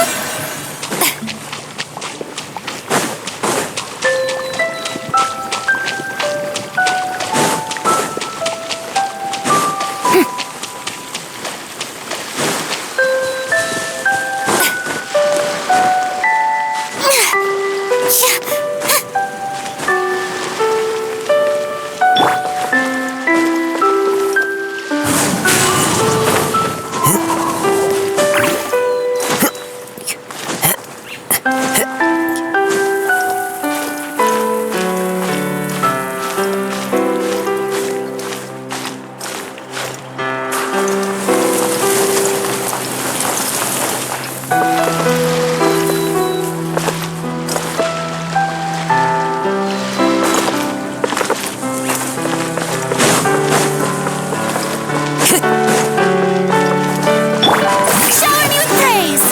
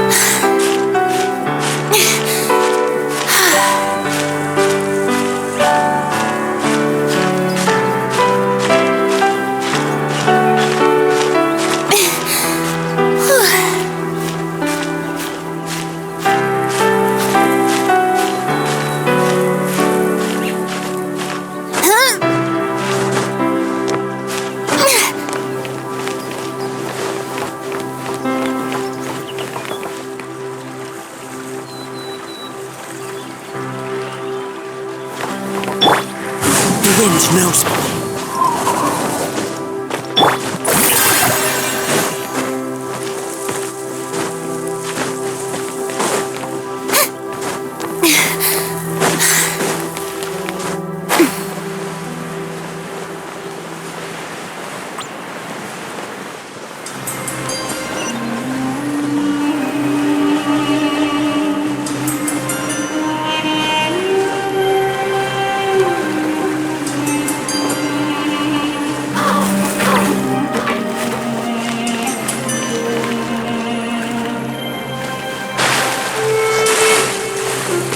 Strike a pose!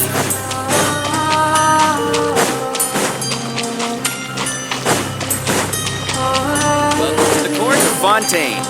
Please, watch your step.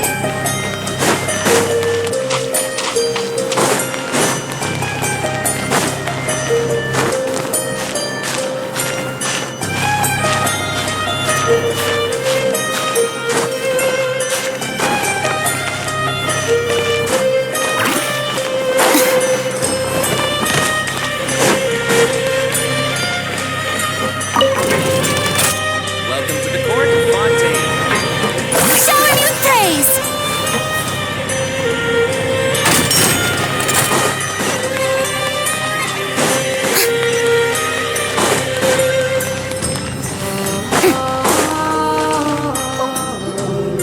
Seeing as we still have some time before my meeting, we might as well enjoy some pleasant conversation while we wait. I'm glad to see you get along with my children. Being surrounded by good companions is necessary for a child's development. You're not planning on doing anything to them, are you? I assume you're referring to Lenny, Lynette, and Fremine. Although, there's that situation with Filial and Nentoy as well. It appears quite a few people have been acting out lately. No matter, I'm not one to discriminate. All those who betray the house meet the same fate. There are no exceptions. Does that mean you're going to kill them? Oh, are you here to beg for their lives? I'm sorry to disappoint, but the rules of the house change for no one. In my organization, everyone is responsible for their own actions. But don't you care about them at all? They really respect you. They even call you father. You must feel something for them. Any organization in which feelings come before principles is one destined for ruin. The House of the Hearth is hardly an exception. You could say our principles are more stringent than most. Perhaps I can offer you this consolation at least. As our guests, you two will not be held accountable along with them.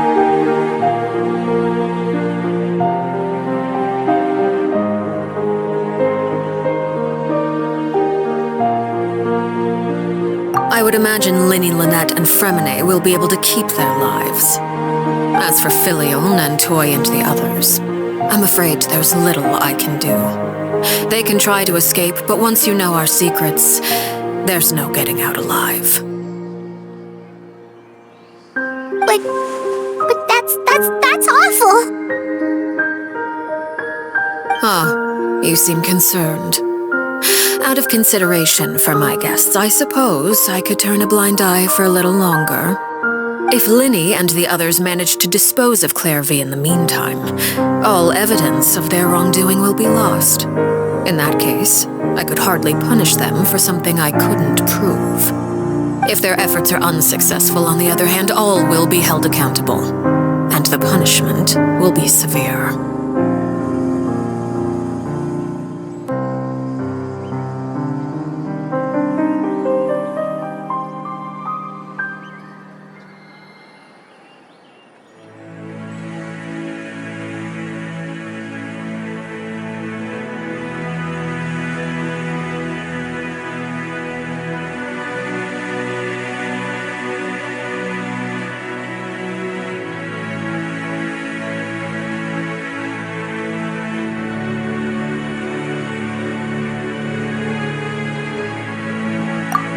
Of course. Oh, and here, I believe this belongs to you. Do try and keep better track of it next time.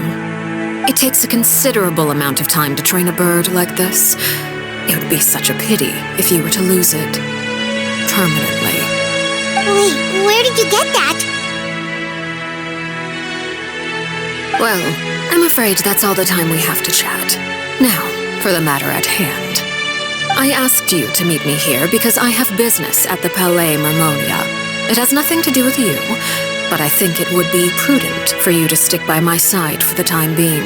There will always be time later to run off and tell Linny what you've learned.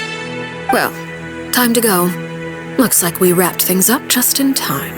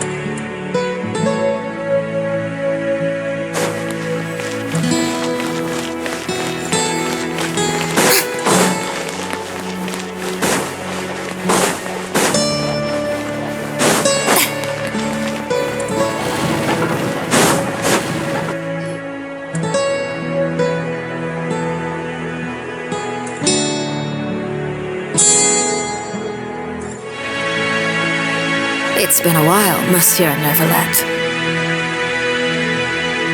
I must say, I wasn't expecting my meeting request to be approved quite so quickly. The Palais Mermonia operates with an efficiency worthy of admiration.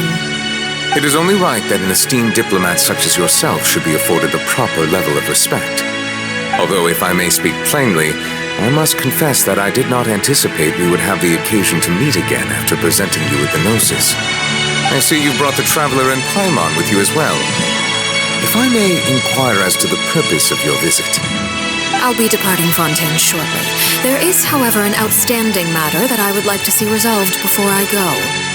It requires a rather lengthy explanation, I'm afraid. So I took the liberty of explaining everything in this proposal. Please review it at your leisure, Monsieur Neuvillette.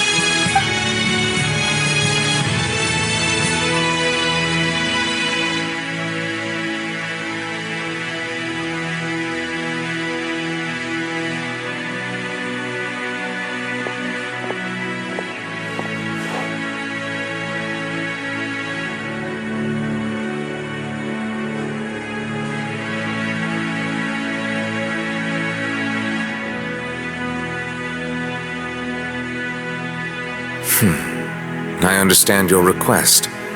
However, at the risk of causing offense, I must admit that I fail to see why you would wish for such a thing. I heard you have a certain fondness for water tasting, Monsieur Neuvillette, so allow me to use water as an analogy. A family is like a large body of water with countless rivers flowing in and out. As someone who watches over this system, I would hope that each river that flows from the source will eventually reach the ocean. Of course, objectively speaking, I know this is impossible. Most of the rivers will dry up along the way, disappearing into the ground and leaving nothing but a barren riverbed behind. Not all rivers are destined to reach the ocean, but I would not see their existence rendered meaningless. I believe the water that flows within them is simply meant for a different destination, like a field in need of irrigation, or perhaps the glass of a certain water-tasting enthusiast. Did you get any of that, Traveler?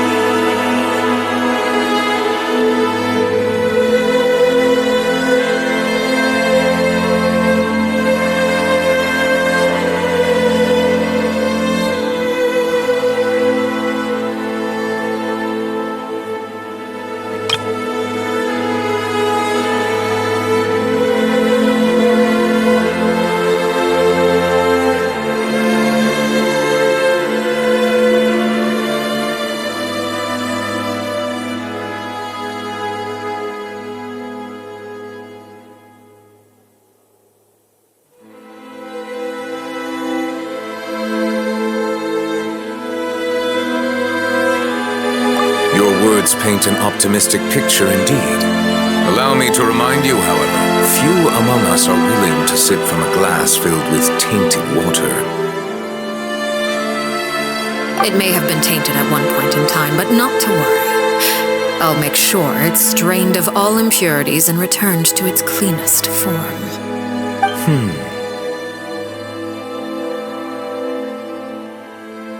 I seem to recall there being a transactional aspect to your proposal.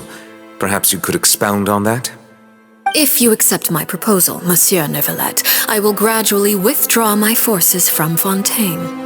And, unless absolutely necessary, I will no longer carry out any special missions within Fontaine.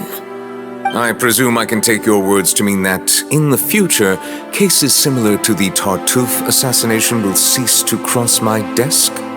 Tartuffe?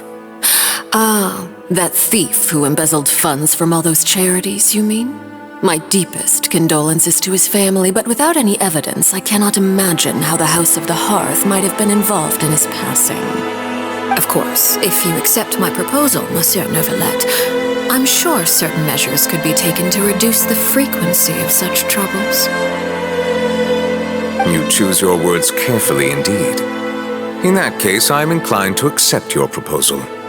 My thanks for your generosity, Monsieur Neuvillette. Well, with that settled, we should be going now. I took the liberty of bringing along 2 bottles of spring water from Snezhnaya for you to enjoy. I do hope I get the chance to hear your impressions. Perhaps at our next meeting, yes? Indeed. I trust you would not overlook your commitment in the meantime. All right, Traveler Paimon. Time to go.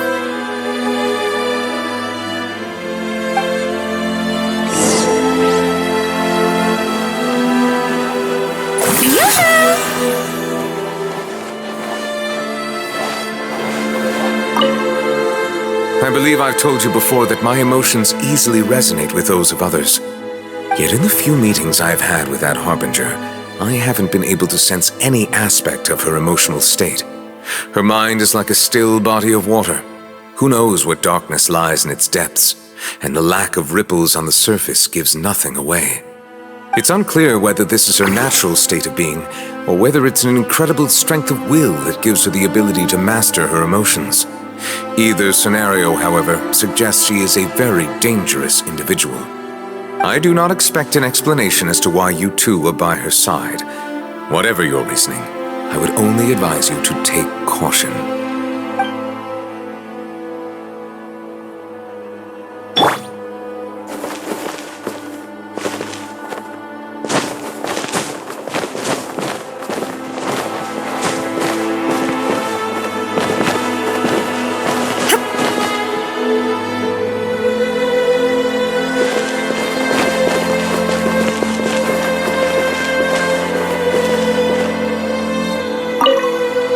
I believe I've told you before that my emotions easily resonate with those of others. Yet in the few meetings I've had with that Harbinger, I haven't been able to sense any aspect of her emotional state. Her mind is like a still body of water. Who knows what darkness lies in its depths, and the lack of ripples on the surface gives nothing away. It's unclear whether this is her natural state of being, or whether it's an incredible strength of will that gives her the ability to master her emotions. Either scenario, however, suggests she is a very dangerous individual. I do not expect an explanation as to why you two are by her side. Whatever your reasoning, I would only advise you to take caution.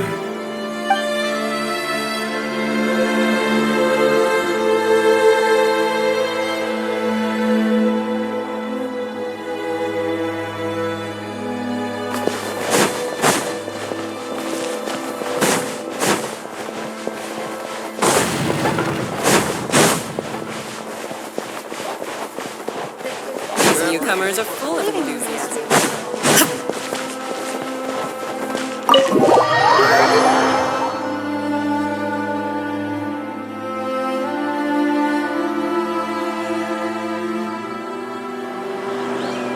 So, what exactly were you talking about back there?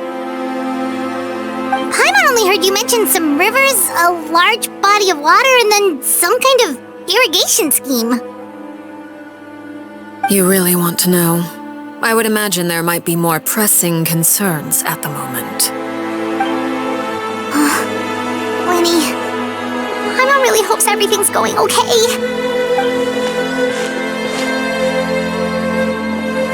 Oh, Paimon recognizes that look. You've got your ticket cap on, don't you, Traveler?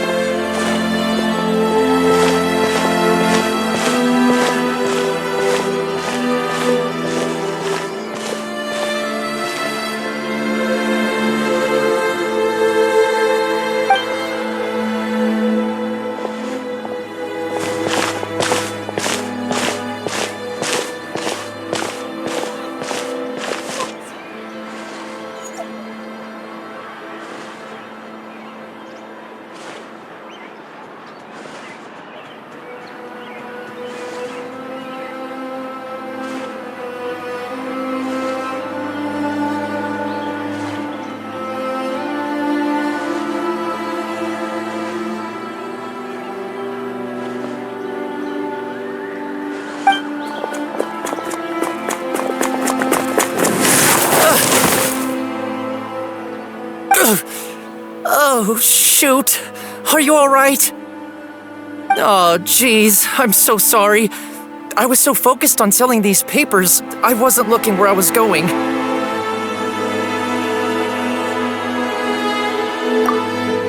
Well, let me make it up to you at least. Here, take this paper. On the house.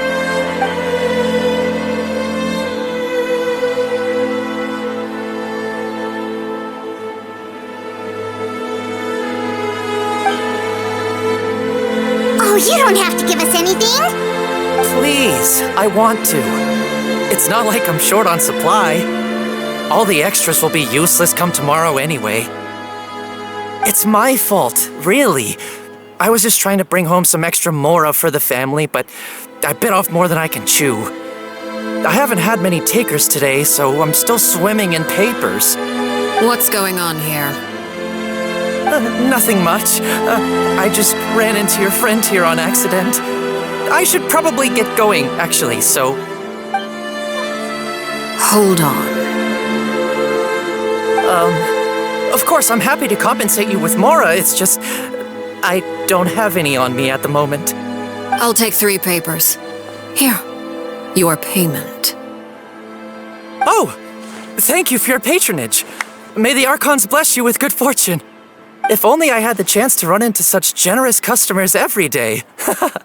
I should probably just take on a smaller inventory though, right?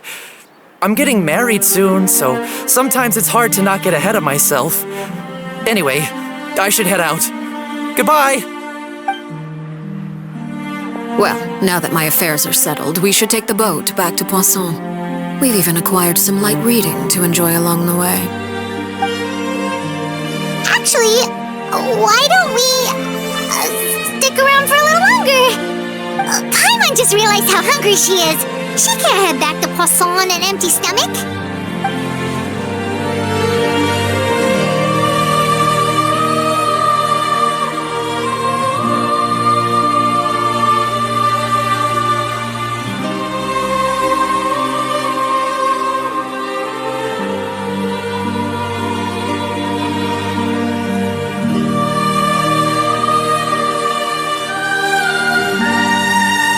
It appears you two are under the impression that delaying our return will somehow alter the situation in your favor.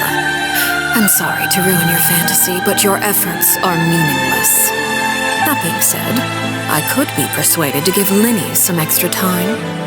I just have one condition. If you agree to my request, I'll even answer some of your questions. You're quite curious about Claire V, are you not? And my relationship to her. Wait, Why are you being so generous all of a sudden? You're not gonna ask us to do something bad, are you? You overestimate yourself. You don't have the talent for bad things. Then what can you possibly... The most important consideration in a negotiation is that both sides receive something they want. Demands and threats only get you so far. Wonderful. Here it is. When the time comes, make the choice that you deem most appropriate in the situation, and lend your help to the House of the Hearth. Okay. Sounds normal enough. But what do you mean, when the time comes? When is that supposed to be? That is for you to decide.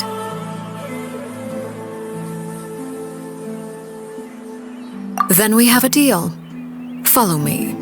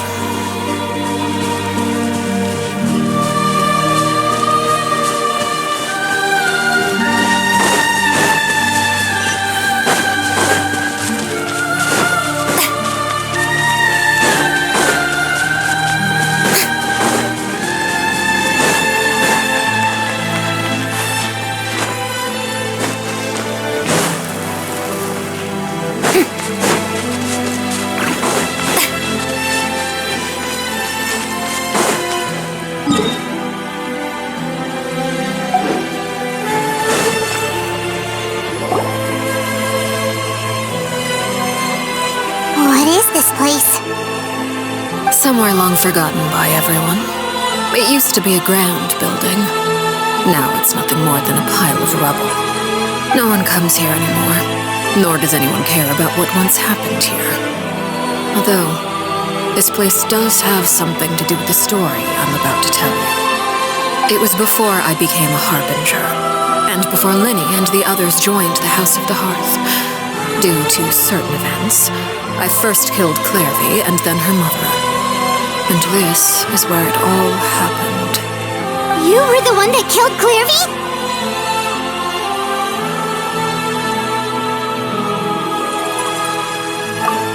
Patience now. Allow me to explain Clairvy's side of the story first. I'll start from the beginning. Clairvy was 6 years old when she was brought by her mother, Crucibina, to live in the House of the Hearth. From the outside, it seemed like a fairy tale. A thriving family made up of kind adults and friendly children. Crucibina was the knave at that time, and the House of the Hearth was under her control. She was Clairvy's mother by blood, but she was also the mother to all the children in the house. Clairvy was happy here, for a time. But she quickly realized that being part of this family wasn't a fairy tale at all. It was a kind of purgatory. Purgatory? Exactly. The House of the Hearth takes in war orphans from all over Teyvat. But as for how to raise them, that depends entirely on the person in charge. Crucibina came up with a novel idea. She would teach the children to fight, force them to duel each other, and then crown as the king of the house the child who proved themselves most worthy of inheriting her title. It's difficult to estimate the number of children who died or were maimed in the process. There's little I can say about the ones who died. The ones that emerged with permanent injuries, on the other hand, well, they still served a purpose. They would be handed over to the doctor to be experimented on, or sent away on dangerous missions. Nothing more than tools to be used and then discarded. So those were the experiments Clairvy was talking about. But what actually happened to her? You said that Clairvy was Crucibina's daughter, so if Clairvy tried to convince her to stop what she was doing, Crucibina probably would have listened, right? Despite being Clairvy's mother, Crucibina cared little for her daughter. She forced Clairvy to join the House of the Hearth only as a means to demonstrate her own impartiality as a mother, to prove that she treated all her children equally. Clairvy did try to convince her mother to change her ways, but it was to no avail. After her efforts failed, the only other option was to rise up and try to fight back. Unfortunately, the other children had already been thoroughly indoctrinated into the illusion of happiness Crucibina had created. Of course, there was one exception. Someone Clairvy's age who knew the truth about the House of the Hearth. Her name was Peruere.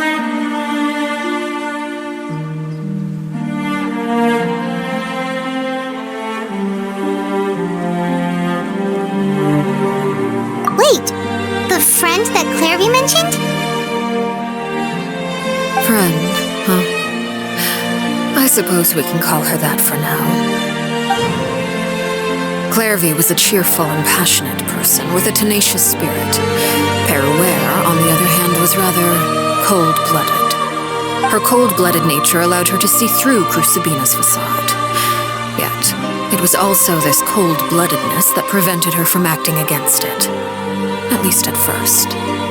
While Clairvy longed for freedom, Peruere was convinced that, amid all the fighting and violence, she would make it until the end. Despite their differences, the two became fast friends, united by their knowledge of the truth. Clairvy told Peruere that she hoped to create a real family, where no one would be killed or sacrificed. There may have been a certain naivete to her ideas, but Clairvy proved her determination many times over. She tried countless times to run away, ask for help, or expose the truth. But her efforts only earned her beating after beating. The only thing that kept her going was her strength of will. Even with her body racked with pain, she would still stand on her tiptoes and open the window at night. She and Peruere would look out at the moon together, a fierce longing for freedom shining in her eyes. But one day that light simply vanished. What happened? Her hopelessness resulted from a culmination of things. 10 years had passed. 10 years worth of failure after failure.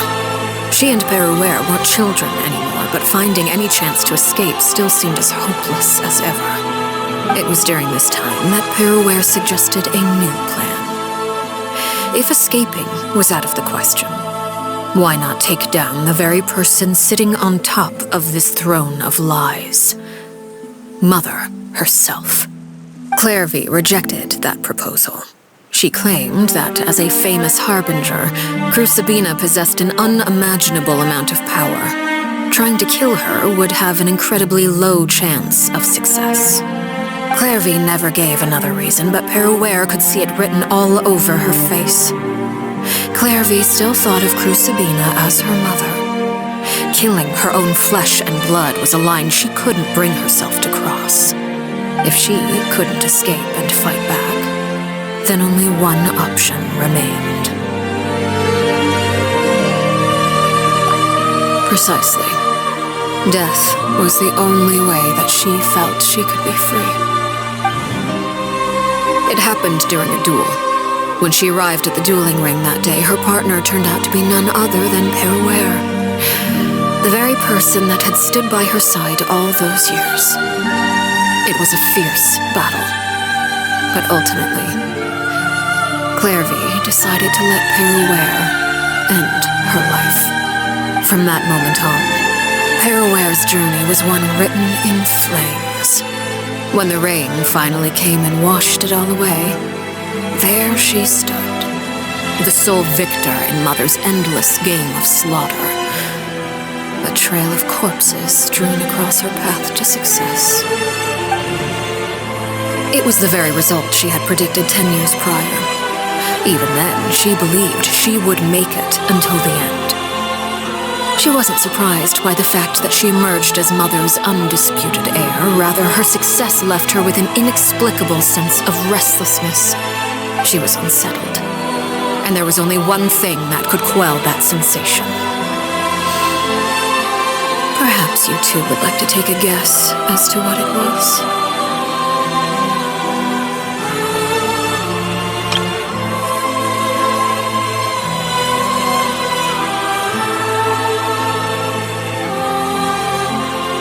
Crucibina, you mean? But...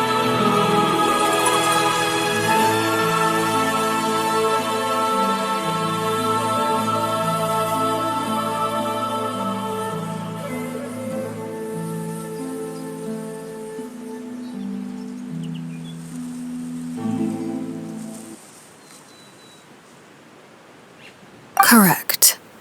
This is the place where Peruere killed her best friend. A mere year later, this is also the place where she fought tooth and nail to kill the mother they shared. The moment she acted, any conception of what was right or wrong ceased to matter. It's one of the principles of the house. Only those who survive get to write the rules. Peruere won the battle, and became a harbinger herself. After which Her Majesty, the Tsaritsa, bestowed upon her a new name. Arlecchino. So the Perry Clairvy was talking about... It was you all along. You're Peruere. Arlecchino is just a name you got later.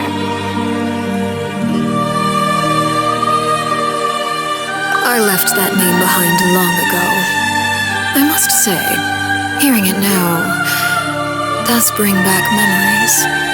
After I defeated Crucibina, the moniker of Mother died with her. I chose to forego the title she called herself and even chose to give up my own name. I rebuilt the House of the Hearth under a new identity. Not only as Arlecchino, but as father. And that is where the story ends. Any more questions?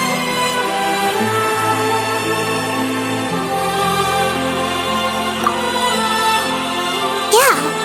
Based on what you just told us, Clairvy wasn't a little kid when she was killed. So the Clairvy we met, was she really a spirit at all? I suppose you could call her an illusion born of flame. Her existence is like ashes to a fire, something left over in the wake of blaze and ruin. You see, a certain power runs through my veins. It's not unlike a curse. My flames leave behind shadows of anything they consume. Of course, the chances of those shadows morphing into a sentient entity are exceedingly slim. Clairvy is a very special case. Clairvy died when she was 16 years old, but what emerged from the flames was her 6-year-old self. Her appearance wasn't the only thing affected. Most of her memories were lost to the blaze as well. Memory is a mysterious thing indeed. Losing a portion of your memories will alter your sense of self. Lose 10 years' worth, however, and it would be like living in the past. Like returning to a version of yourself that never grew up. No wonder Paimon got such a weird feeling when we were talking to her. Perhaps I should put it this way. Clairvy is someone trapped in time. It may seem like she exists with us in the present, but she truly lives in the confines of her own past. So if all of that is true, then you must have known about Clairvy for a long time. Indeed. She's a rather volatile and unstable entity. Sometimes she would look after the children. She's even saved some of their lives. But other times, she would hide from me and become obsessed with revealing the truth about the house to anyone who will listen. Shadows don't have the capacity to learn or grow. Any new information they encounter is quickly forgotten over time. Your attempts to expose Clairvy to sunlight, they failed, yes. The reason is actually quite simple. In Clairvy's mind, the house is impossible to escape. And it is this very perception that traps her there. But no matter. All I have to do is kill her again, and all will be resolved. I don't anticipate so much as a single speck of ash will be left behind this time. Wait! I can understand why you might want her gone, but isn't there another way? So what if she's trapped in her 6-year-old self? She's still your friend! At least talk to her first! It's too late for that. She broke the rules, and now she must be punished. That goes for Filial and Mentoy as well. She's had quite the effect on them. I hope you understand. The difference between Crucibina and myself lies in our formulation of the rules, not our policy for enforcing them. Upholding the rules without question is a trait we both share, because that is how a household should be run. Is this really what you want to do? Whatever could you mean? Don't you want to say a proper goodbye at least?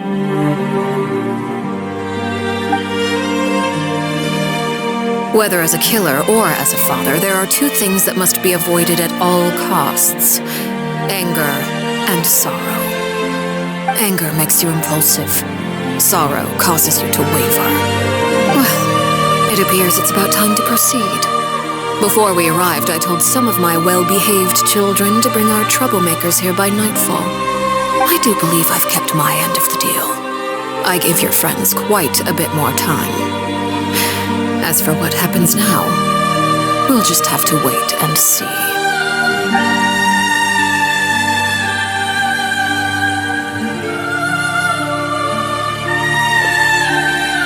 Here they are, Father. You gonna execute him? Saying something like that would actually be a first for me. Lenny!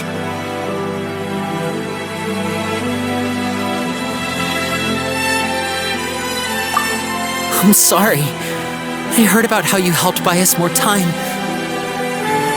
But I still failed. I couldn't find a way to fulfill her wish. Are you... Harry? Indeed, it's been a while, Clairvy. Harry! Shh, stay right there. I'm sorry to postpone our reunion, but first, I believe certain scores need settling.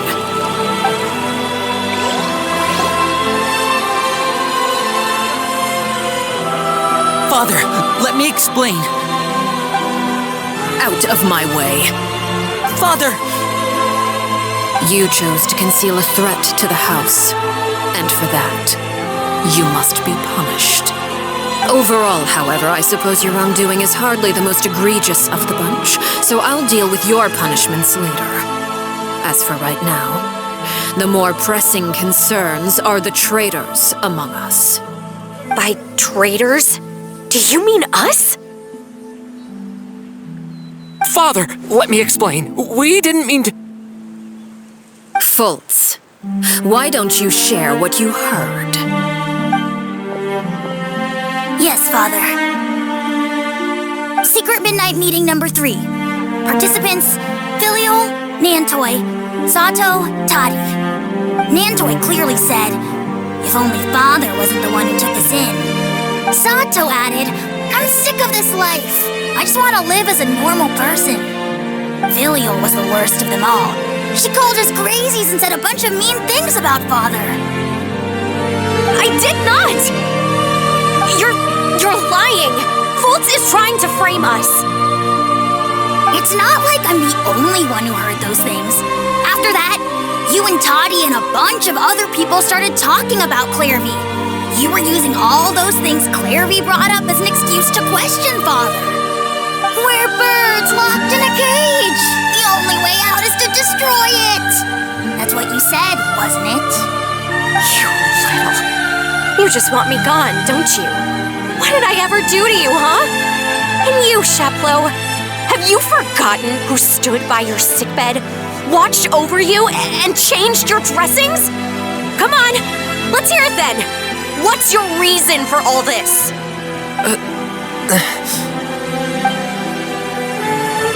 You're wrong, Filial. We don't want you to die. You're our family. Liar. You wouldn't be doing this if that were the case. So why? Why have you backed us into a corner? We all live in the House of the Hearth. You know the type of work we do, Filial. A single betrayal can cost dozens of us our lives. It's not like it's never happened before. That kind of thing is hard to forget. That's why the House of the Hearth cannot tolerate any form of betrayal. Ever since we came to Poisson, you've had 7 secret meetings. A lot of the things you talked about really crossed the line. You've been spying on us for half a month? Wait a second. Now that I think about it, the move to Poisson was just a way to make it easier to spy on us, wasn't it? Because we were all in one place. You've had this planned all along. Filial, Nantoi, I'm sorry. I owe you both my life. I owe Clairvy too. If it weren't for all your help after I got poisoned, I wouldn't be standing here today. If this were any other situation, I would do anything to repay that kindness, even if it cost me my life. But rules are rules. I'm sorry. My hands are tied. Why? Why? That's enough, Filial. We made a mistake, and we should own up to it. We broke the rules, plain and simple. And now we have to face the consequences. I'm sorry, Sheplo. Fultz. I'm sorry, Father. We accept our punishment. Chapleau, according to the rules of the House of the Hearth, how should these traitors be punished? All those who betray the house pay with their lives. And so it shall be.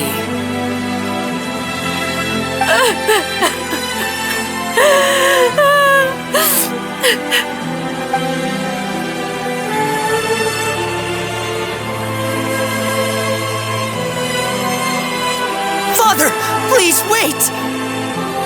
Something you want to say, Linny? Please reconsider, Father. What Filial and the others did, does it really count as betrayal? We all come from broken families. From the very first day we joined the House of the Hearth, we wanted nothing more than to make it a real home. But the truth is, none of us know what a real home should look like. I'm not saying I have all the answers. All I know is this. Killing Filial and the others may uphold the rules, but doing so will only bring us further away from being a real family than we've ever been. So please, Father, please reconsider. I agree with Linny. Father, please. Linny, you...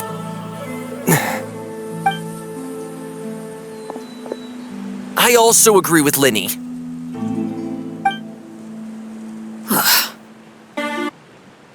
An order once given cannot be rescinded. However, given the extent of your determination, I suppose we shall have to go about this a different way. Draw your weapons and face me. Our weapons? Father, are you referring to a duel? Precisely.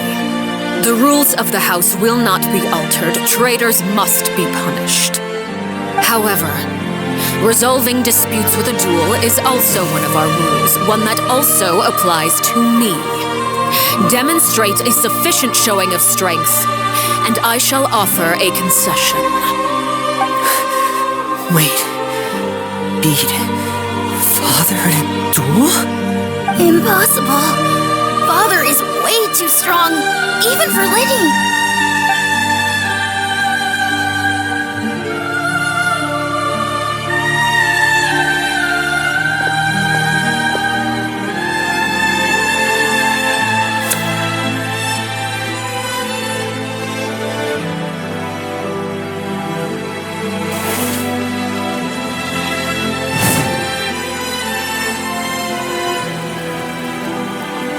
Did you hear that, Traveler? Lynn and the others have to duel the knave.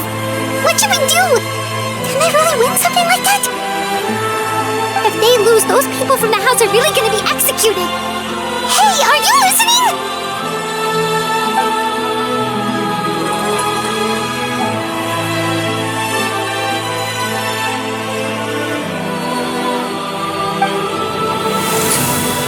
Don't you want to say a proper goodbye at least? Anger makes you impulsive. Sorrow causes you to waver.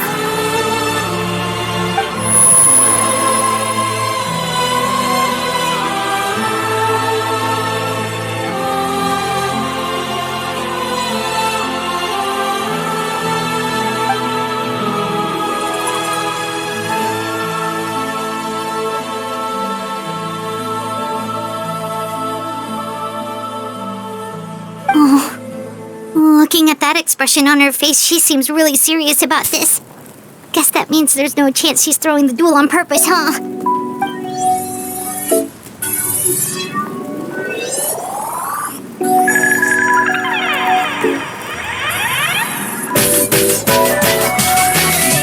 When guests are around, families are often on their best behavior. And any disputes are less likely to escalate. When the time comes, make the choice that you deem most appropriate in the situation, and lend your help to the House of the Hearth. What's wrong, Traveler? Hey, where are you going? Traveler?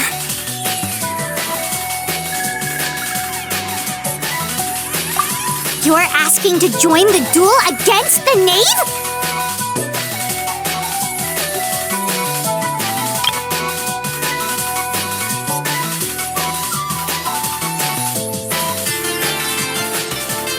I'll allow it. We do have a ready-made dueling ring at our disposal, after all.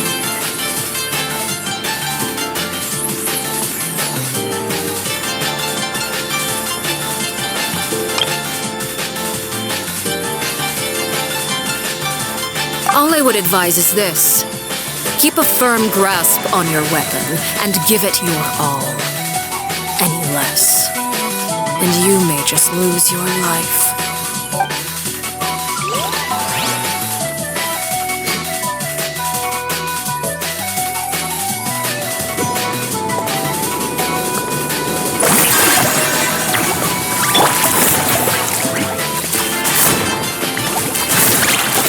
One with wind and cloud! Into the wind! Is it my turn now?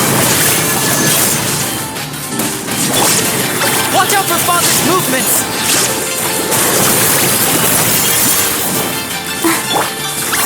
Is it my turn One with now? nature! Fallen leaves, adorn my night! Shower me with good! Closer now. Are you alright?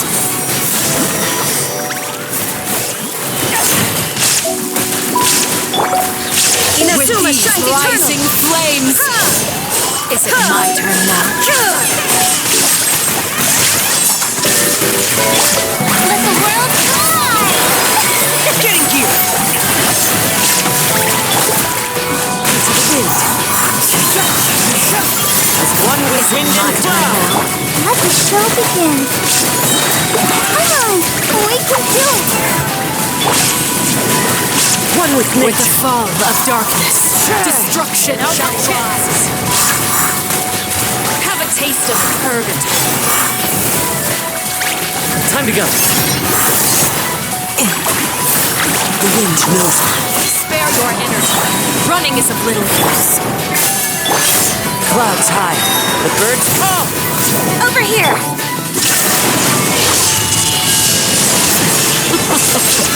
Look at you. Trapped like a bunch of helpless animals. How amusing. Try to pace yourself! Nature! Closer now. Let my name echo in song. Look at you. Time to go! Trapped like a bunch of adorn my helpless night! animals. And voila! Have a taste of purgatory. That hurts! How amusing. Never Who's next? again! So many regrets. You alright? Is it my turn?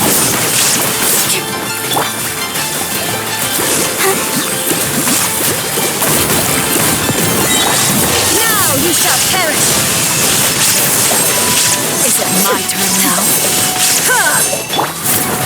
Come on, we can do it. Getting gear!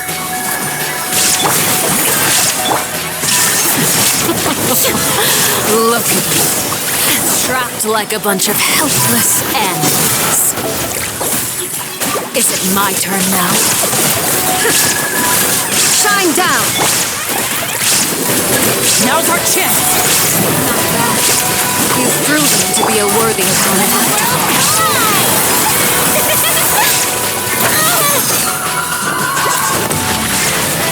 With these rising flames, Torn to oblivion. Hang in there. is it my turn now?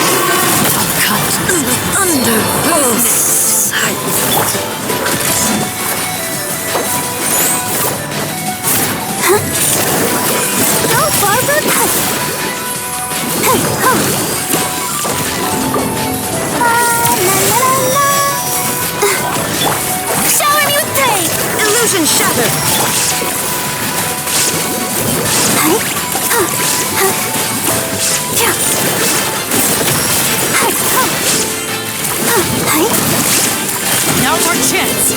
Over here!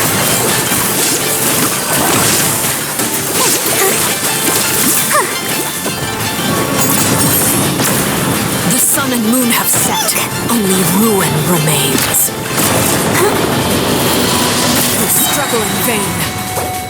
Watch out for Father's movements! Look out!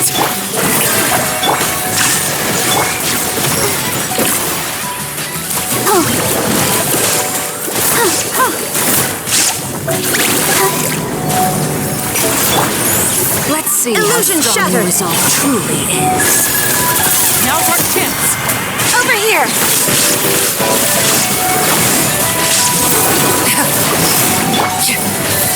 Headlining, echoing song! Ready, steady, go!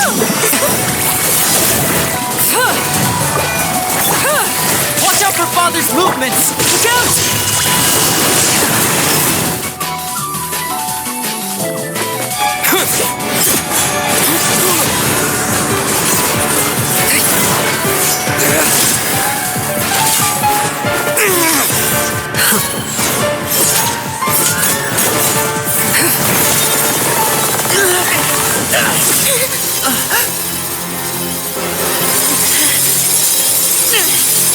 You should know better than to crowd in one place.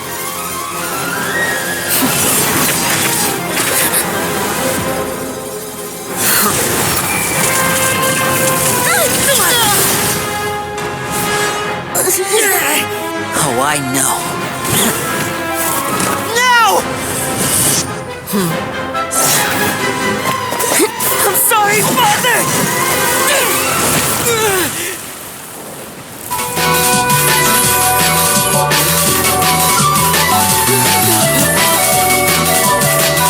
Sorry for what? This pitiful excuse for an attack.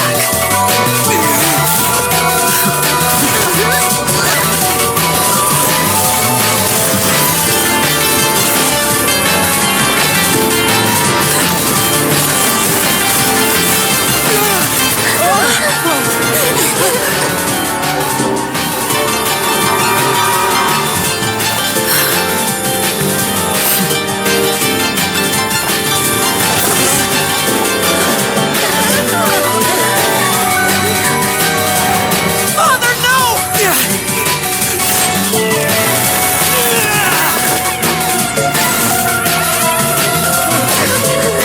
Made it out, did you? You're stronger than I expected.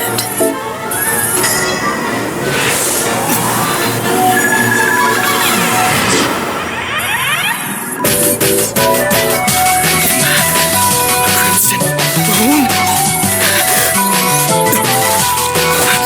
I can't move.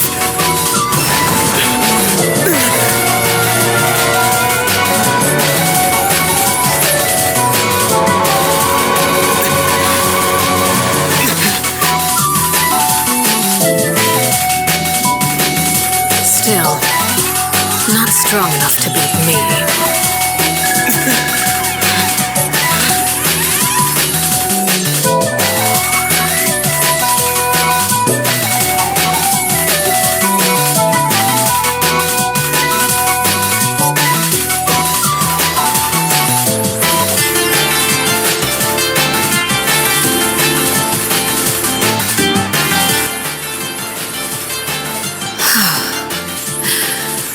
I believe we can end things here. It's not often that we get to enjoy the company of guests, after all. We wouldn't want things to get too out of hand. Brother, are you alright? Lenny. Given that I am the victor of this duel, as agreed, the punishment stands. No! I never thought things would end like this. However, everyone involved in the duel demonstrated a remarkable level of strength and determination. In light of this, I'm prepared to change the method of execution. Elwar, the bottled flames I gave you for safekeeping. Do you still have them? Yes? I wasn't sure what they were for, but I've kept them super safe. I I didn't lose a single one. Wonderful. Then, in just a moment, I'll have you administer them. Bottled flames? Indeed. They're the product of a secret experiment. Under certain special circumstances, flames can be extracted from my person and preserved. Once ingested, searing pain will spread across every inch of your body. No harm will come to you physically, but your memories will be burned away. If you can withstand the pain. When you awake, you'll have forgotten everything you know about the House of the Hearth, and will be expelled from the organization. In other words, administering this concoction will kill the version of you that grew up in the house and give you a new identity.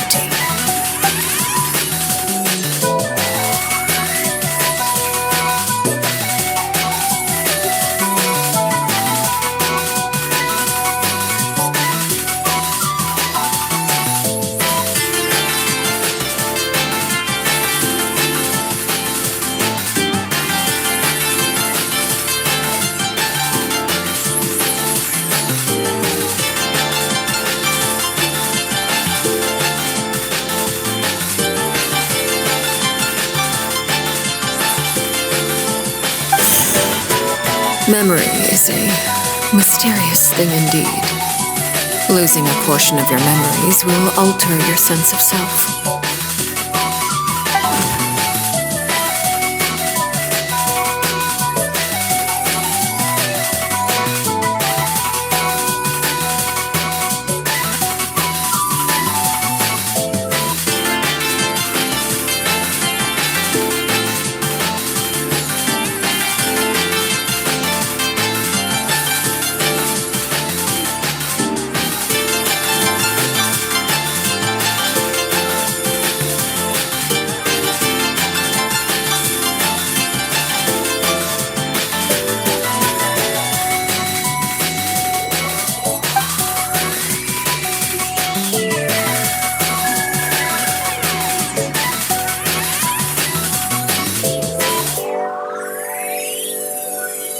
So, you're just letting us go, Father?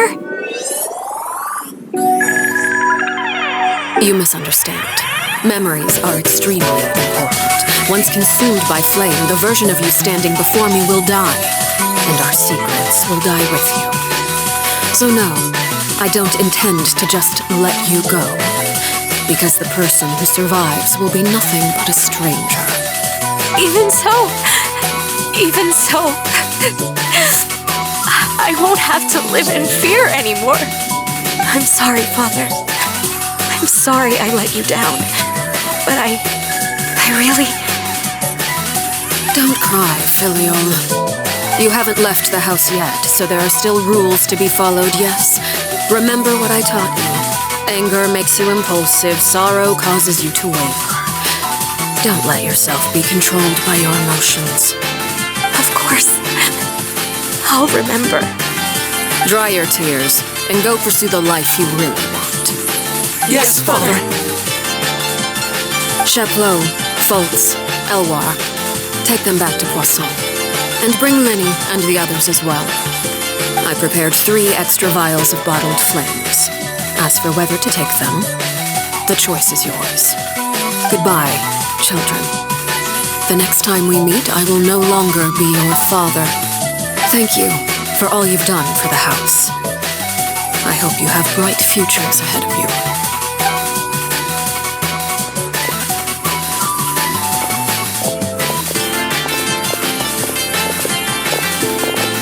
Father!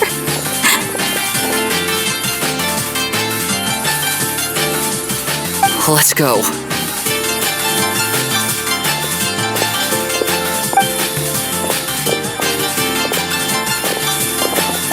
Here, grab my arm, Linny.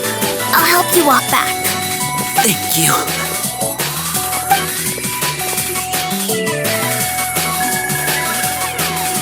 Clairvy.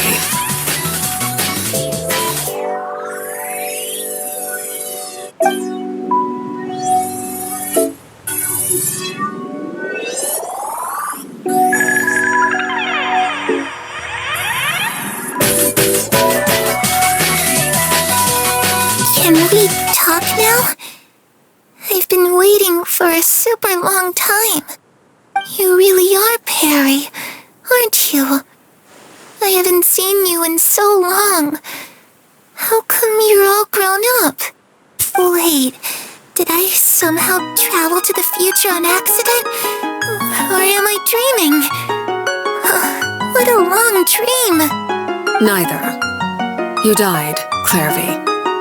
That's what happened. You could have at least sugarcoated it a little. Look, she's that speechless.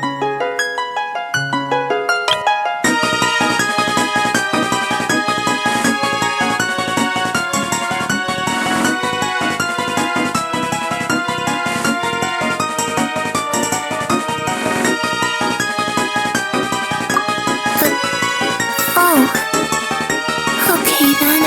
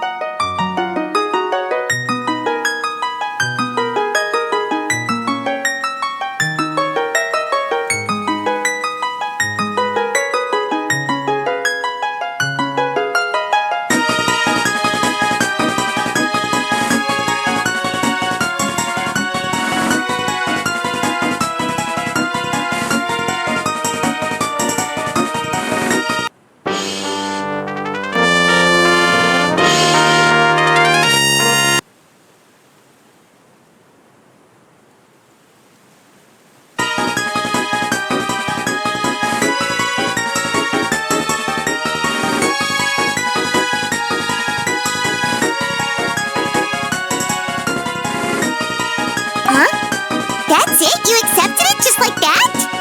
Yep. If that's what Perry says happened, then I believe her. Perry wouldn't lie to me. Plus, I don't really need to know why I'm like this. I'm more curious about what happens in the future. If you're a harbinger now, Perry, that means Mother is gone, isn't she? Can you tell me about it? I want to know what happened to her. And to me. You never stopped trying to defy fate. At first, no one believed you. You could only vent your frustrations to the moon. In fact, you often sought comfort in the night sky. You wanted to see the aurora, so one night we promised each other we would go to Snezhnaya to see it together. Later on, you tried to run away, but you were brought back each time. Mother spared your life, but it wasn't out of kindness. Instead, she decided to make an example of you by slowly torturing you over time. That way, the other children would know what happens to traitors. Still, you never gave up. Mother hoped that through ruthless duel after ruthless duel, she would be able to crown an ultimate victor among the children she raised. But you called on everyone to unite, to fight to a draw in order to reduce casualties. Your efforts may have only delayed the inevitable, but still. You gave them hope. You tried everything you could think of, but every attempt ended in failure. Still, you never turned your sword on Crucibina, and you never turned it on me.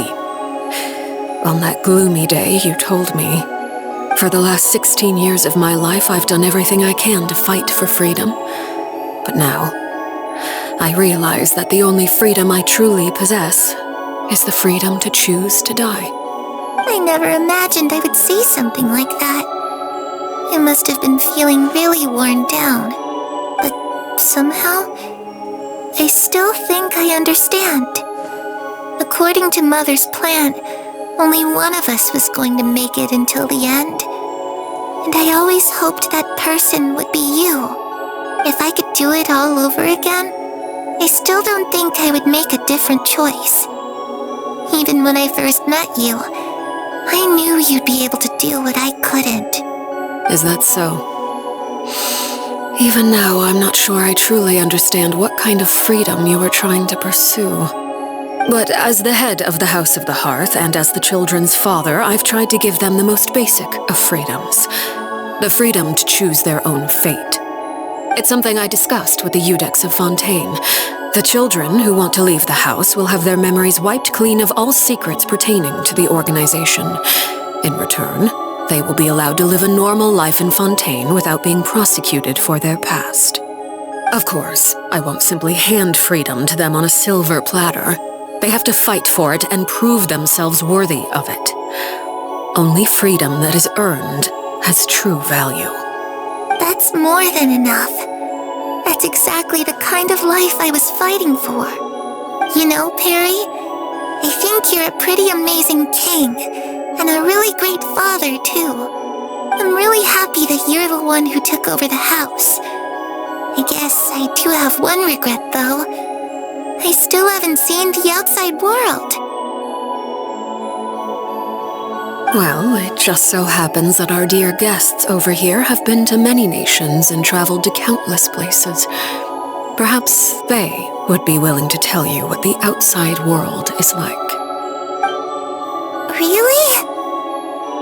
Of course! We've traveled all over the place. We've got so many stories, we could probably talk your ears off for 3 days straight.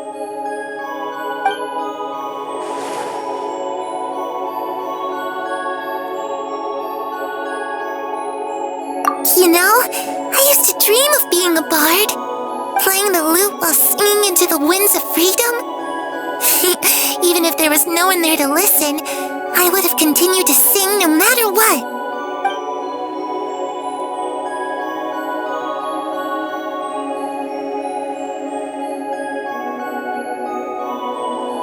I was always too afraid to skip Mother's fighting lessons. But at the academia, I bet you could do all sorts of secret things in class. Things that have nothing to do with studying. I'm just kidding.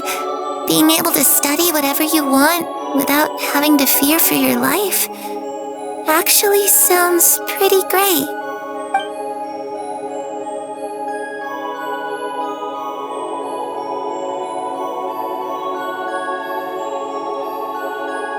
Those yokai you mentioned, what do they look like? I once saw a drawing of this one guy with horns on his head and a super scary face.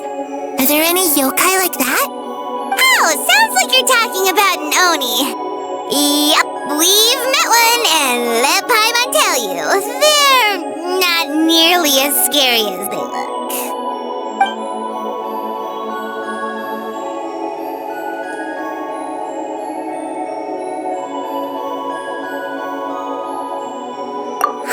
That's where Mora comes from. I never knew that before.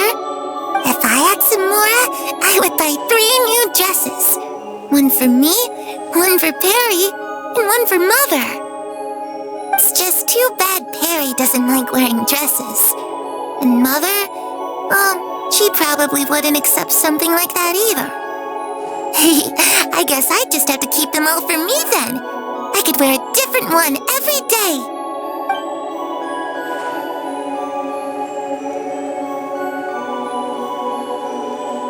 The situation was super dangerous. Lenny and Lynette were accused of committing a crime, and they were going to have to stand trial at the Opera Epicles.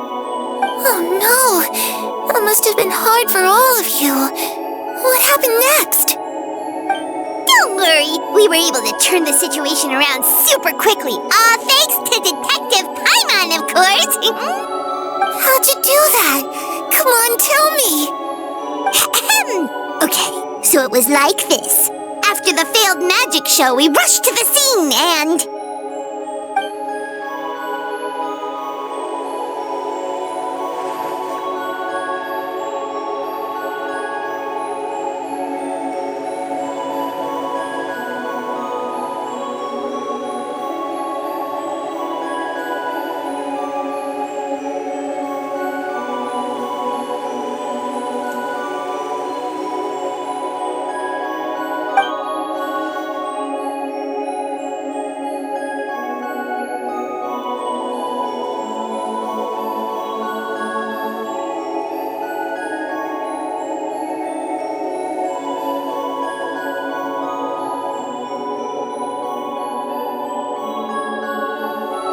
Shadows don't have the capacity to learn or grow.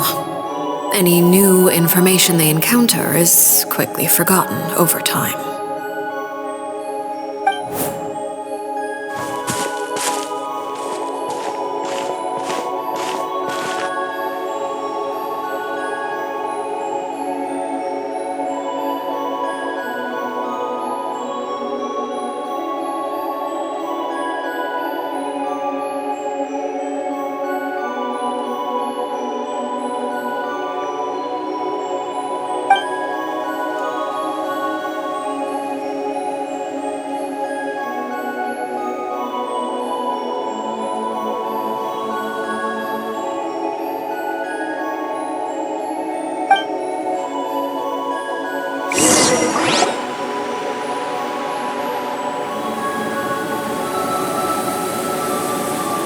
Clairvy, you've worked tirelessly from the shadows to overthrow the House of the Hearth.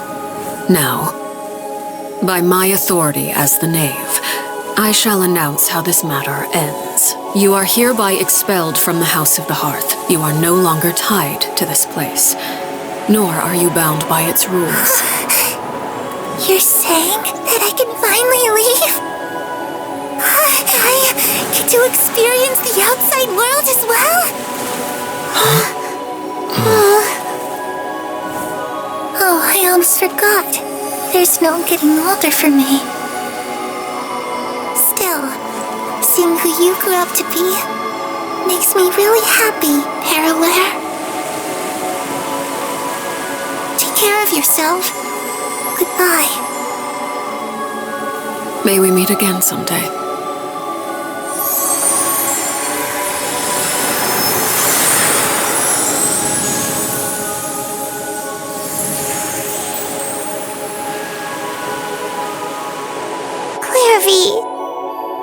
She left so soon. Paimon didn't even get to finish her story.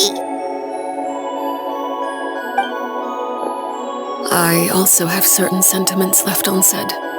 I wanted to tell her that the aurora I saw in Snezhnaya was just as beautiful as the ones in the pictures. But a shadow's memories reset at dawn. Had we delayed any longer, we wouldn't have had the time to say goodbye. Whatever regrets may linger, let them be lost to the coming of a new day. Father? It's Linny! Hey, Linny!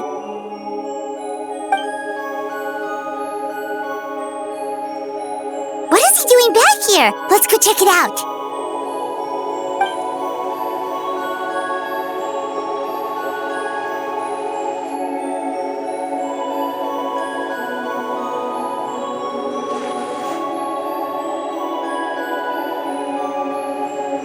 Father, the bottled flames have been administered.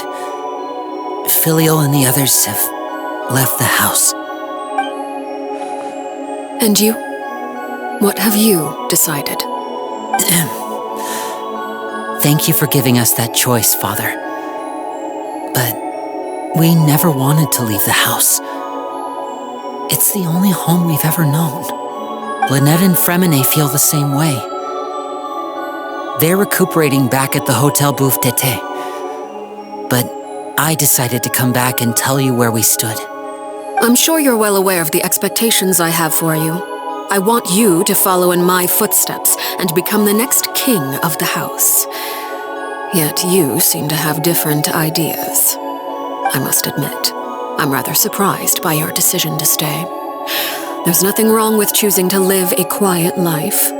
Leading this organization is a heavy responsibility, one not so easily carried by someone forced onto the throne. I just never understood what you saw in me. What made you believe I was deserving of that throne? You're brave, talented, and, most importantly, you cherish your family. You would do anything to protect them, even if it costs you your life.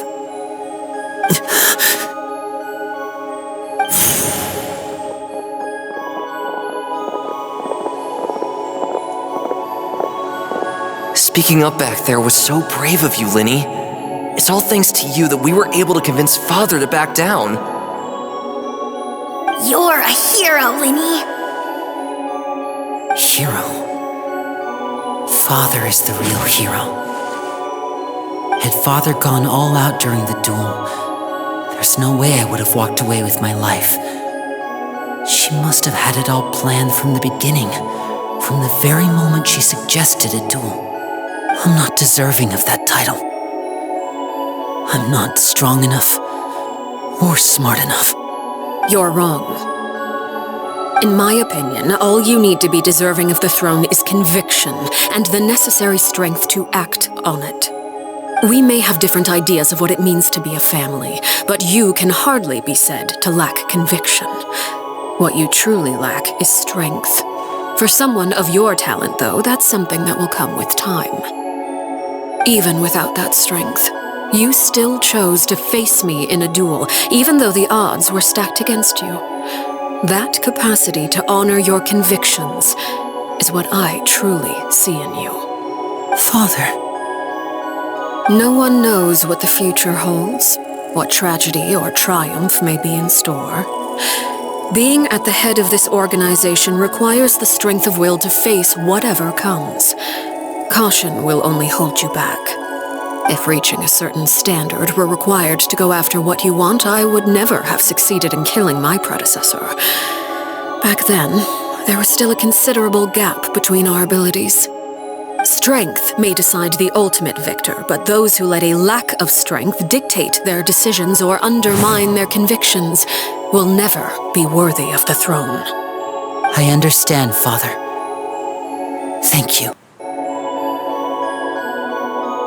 Children must grow up to surpass their parents. Only then can a family continue to flourish. The road ahead is not an easy one, so I'll ask you one last time. Are you certain you want to stay? You've done so much for me, Father, and that kindness must be repaid. Plus, with Project Stuja at hand, there are many dangers ahead, and I, for one, don't intend to back down. Protecting my family at all costs. That's my conviction. Then you're welcome to stay. As for Project Stuja, you need not be too concerned. If those cowardly businessmen and heartless dignitaries try to take us down, I'm prepared to teach them a lesson.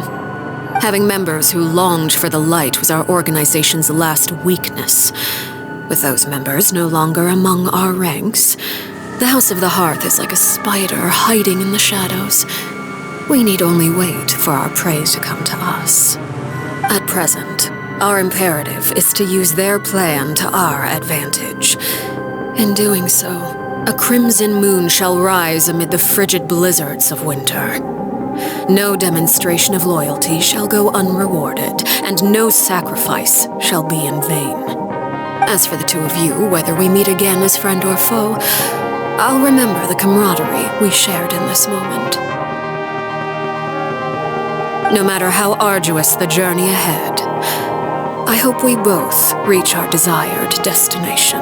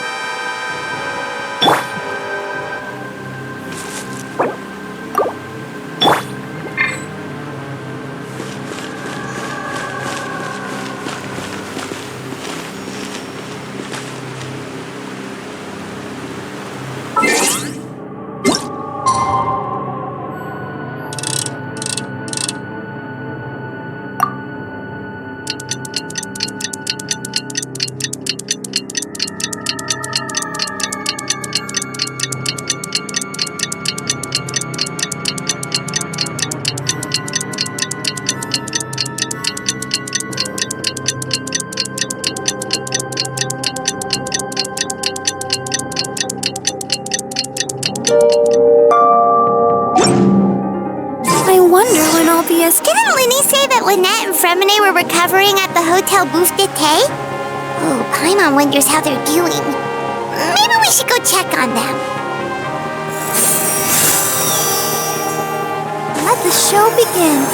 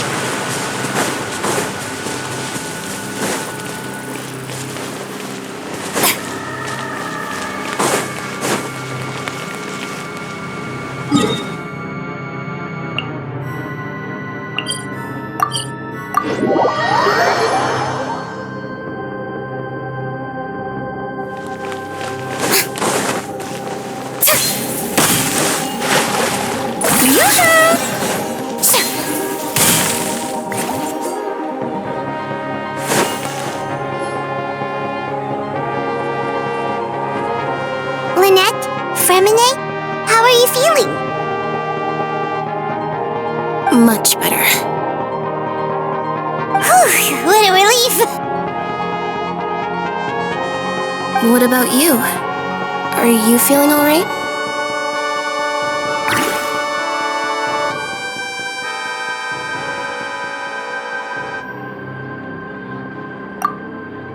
I knew you'd come out unscathed. Us, on the other hand, well, we've been bedridden for 2 days. I couldn't even turn over. Oh, and I wanted to ask, is Claire V gone? Linny and the other members have left Poisson and returned to the House of the Hearth. According to him, there haven't been any more sightings of a spirit roaming the house.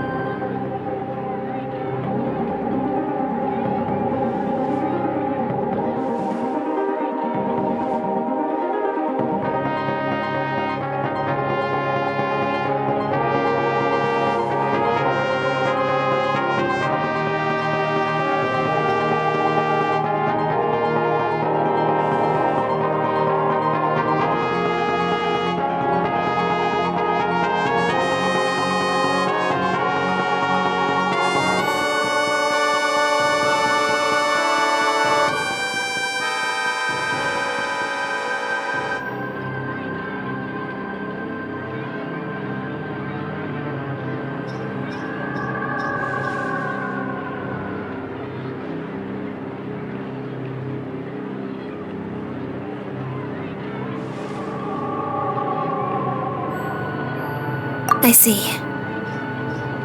I'm glad. Father came to check up on us 2 days ago and told us about what happened with Crusabina and Clairvy. Actually, I've met Crusabina before.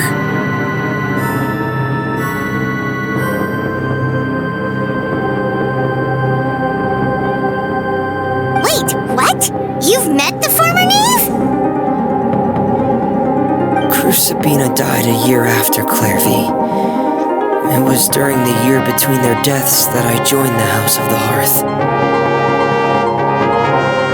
Crusabina had an extremely cruel and radical way of doing things. While she was alive, The atmosphere in the house was suffocating. When I joined, though, the experiment she valued so much had already come to an end, and all the people involved, dead and injured alike, were gone. Crucibina never talked about the past with us newcomers. A couple of months after I joined, Father killed Crucibina and burned all her files.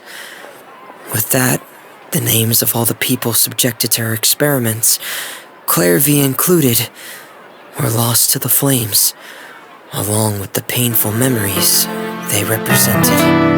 Father took in Lenny and me a couple months after that, but she never mentioned anything about Crucibina or Clairvy. It really seems like something she was planning to keep to herself.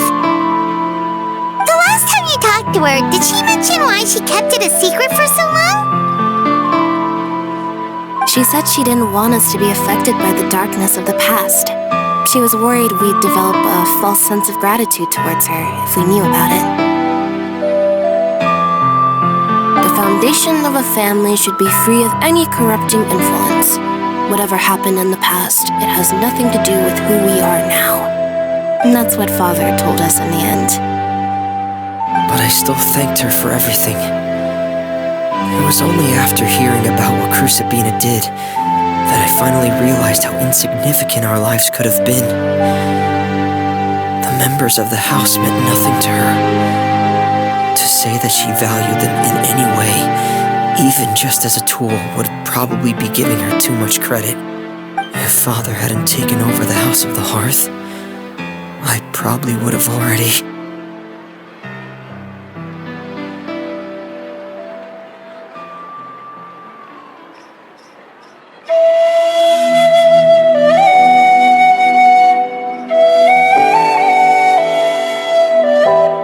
Father rarely brings up the fact that she saved us. She doesn't believe that being indebted to her should be what ties us together. But even if we didn't owe her anything, we would still choose to stay. Because this is our home. We may have arguments or times when we feel wronged. Some people may even choose to leave. But as long as Father is here, we will always have a home. Whether the path before us is bathed in sunlight or shrouded in shadow, we'll follow Father wherever she chooses to go. So I wanted to say thank you for helping us make it through this crisis. Without your help, we could have lost a lot more along the way. Oh, we didn't do anything, really. Of course, you're welcome anytime. Are Filial and Nantoy okay? I actually saw them at a cafe this morning. They didn't recognize me. From what I could tell, they were drinking coffee and talking about one of the operas that started running recently. They seemed happy. If I had to take a guess, I would say they finally found the kind of life they always wished for.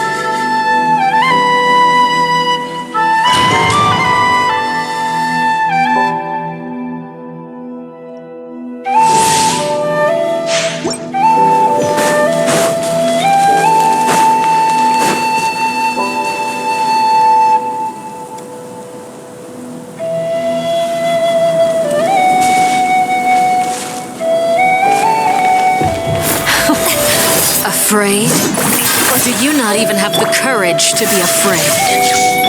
I'll protect us. Spare your energy. Running is of little use. With these rising flames... Is it my turn now?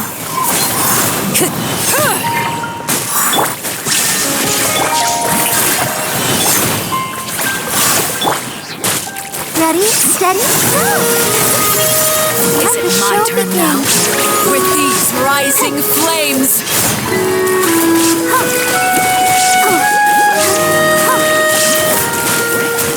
Is it my turn now? Clouds high, the birds call.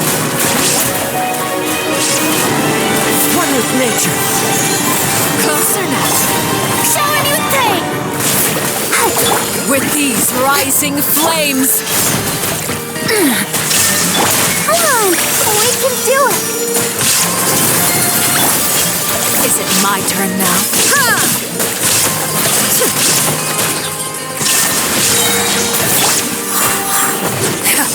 The wind knows me. Let the world collide! Is it my turn now? You know! As one with wind and cloud, into the wind.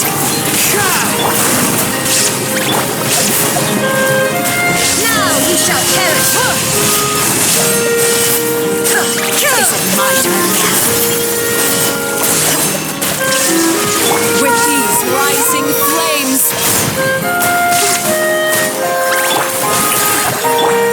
Is it my turn now? Time to get fallen leaves. Adorn my night!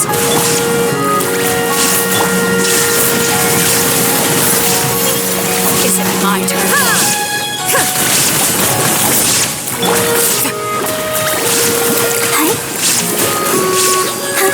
With these rising flames... Is it my turn now? Closer now.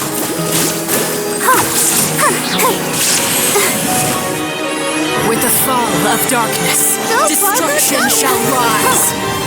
Let my name echo Have a in taste of song. Show a new purgatory. praise!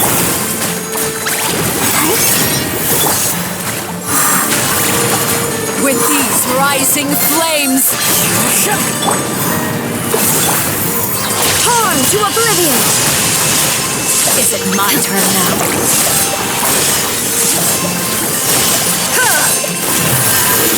Clouds high, the birds call. Time to go. Come on, we can do it!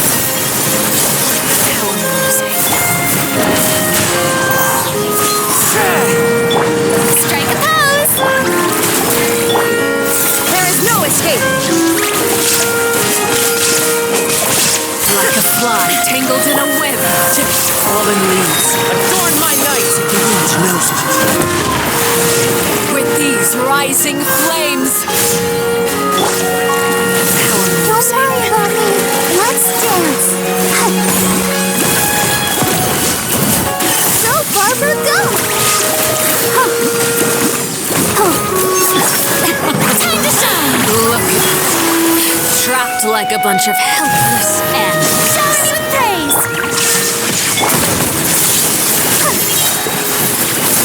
Power music. Into the wind.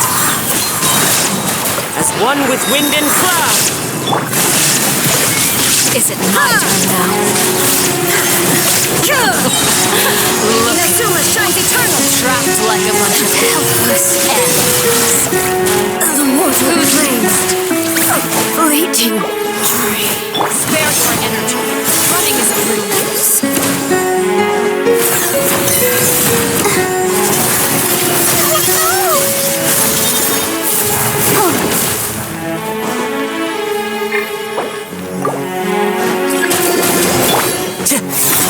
The countdown has begun. Spare your energy. Running is of little use.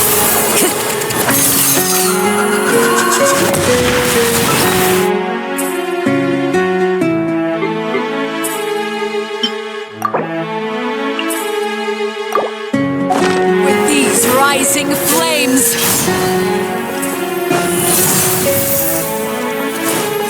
The wind knows me. With these rising flames, Fallen leaves, adorn my night!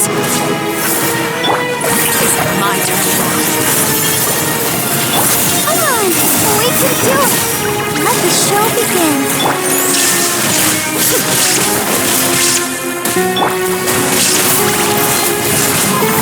Closer now.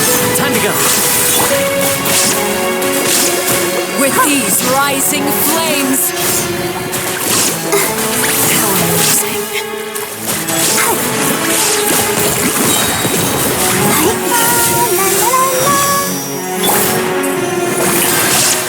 Shine down.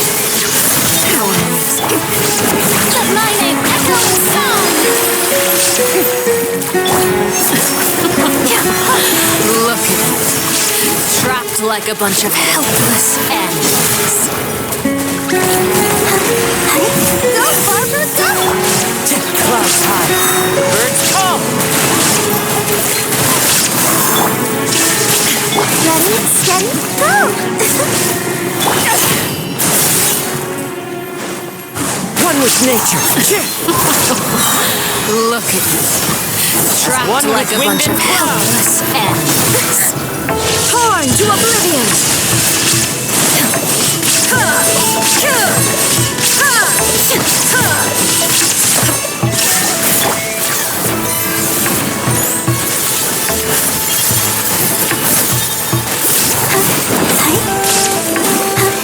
Is it my turn now? Strike a pose! Time to go. The wind knows me. Stay focused. Clouds high. Time to shine! The countdown has begun. Like a Inazuma fly shines tangled eternal. in a web. How amusing.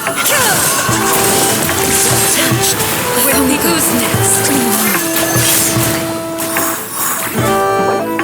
Spare your energy. Running is of little use. Go, Barbara, go!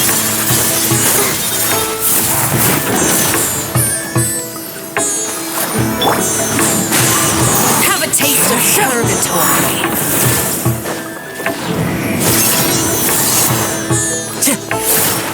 Time to go. With these rising flames,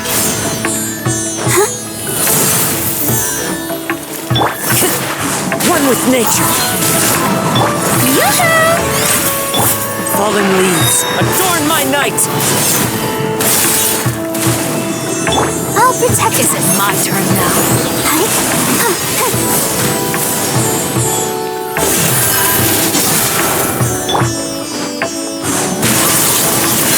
How amusing.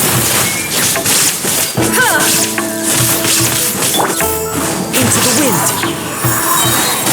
As one with wind and cloud. Come on!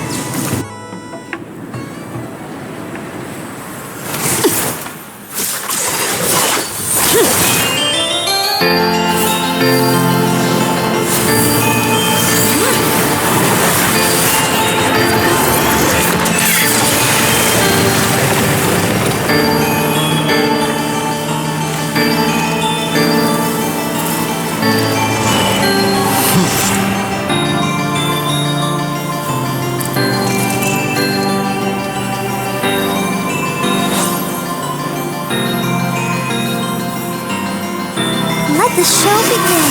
Unconscious has been seared away. One with My nature. blade is all that remains.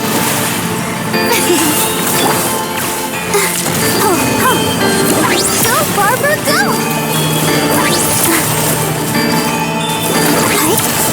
Into the wind. Let the world collide! Your punishment made Illusion manifest. shattered! Ouchie! The wind knows me. Fallen leaves, adorn my night. Shine down! The sun and moon have set. Only ruin remains. We struggle in vain. Illusion shattered!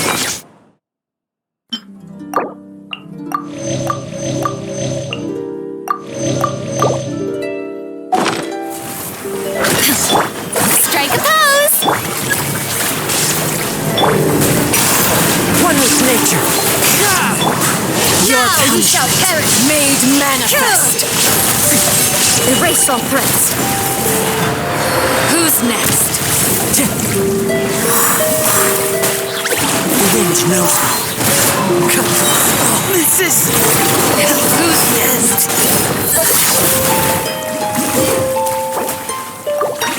Let's dance. Go, Barbara.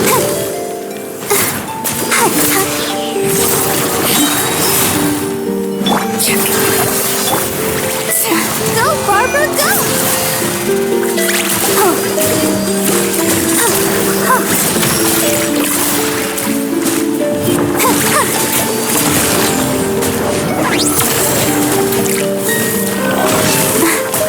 I'll protect us.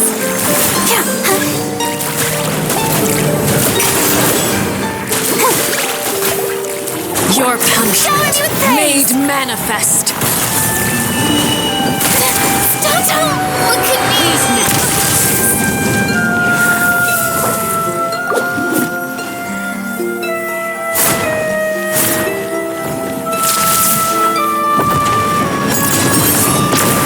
The sun and moon have set.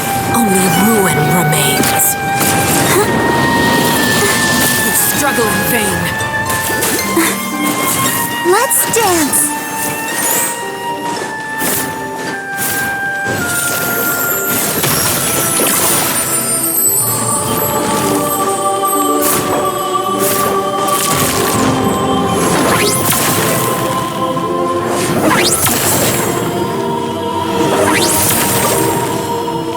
Ready, steady, go! Go, Barbara, go! Let the show begin.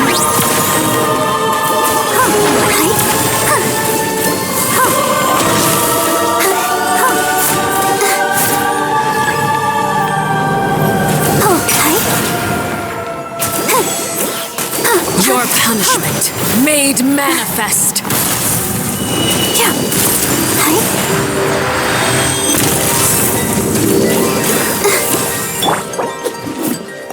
Shine down!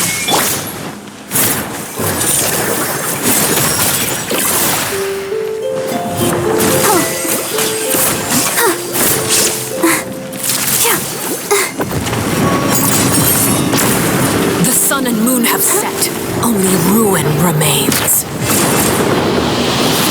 All hope has been extinguished.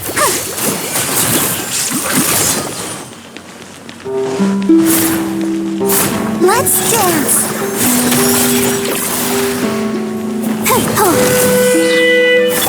Illusion shattered.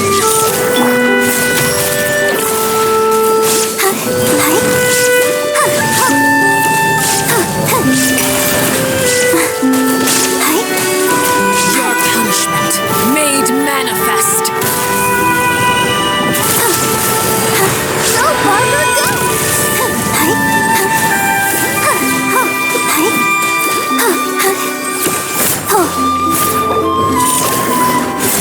I'll protect us. Shine down.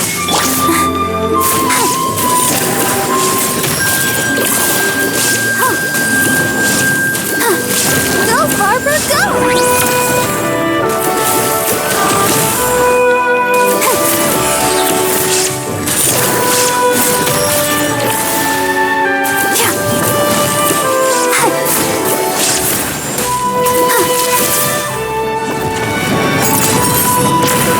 The sun and moon have set.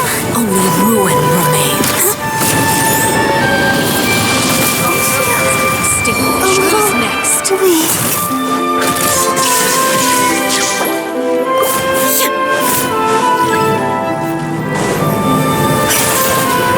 Let's see how strong your resolve truly is. Detached. Who's next?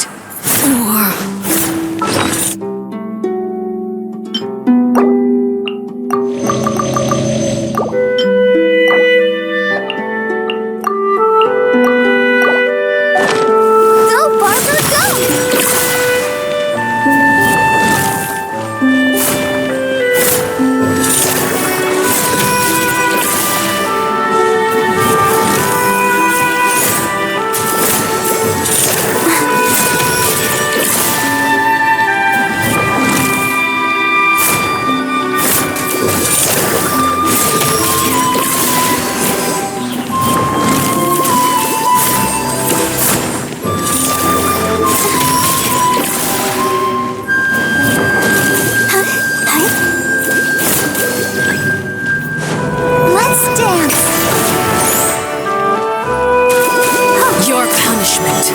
made manifest. Go, Barbara, go!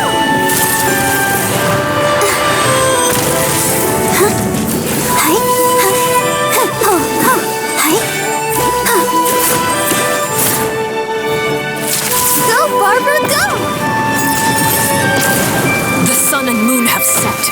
Only ruin remains. Struggle in vain.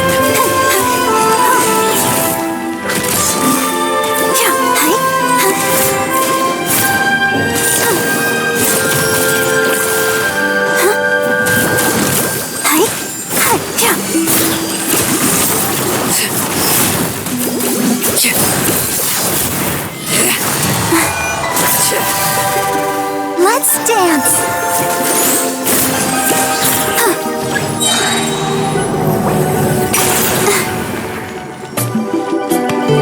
Your punishment made manifest.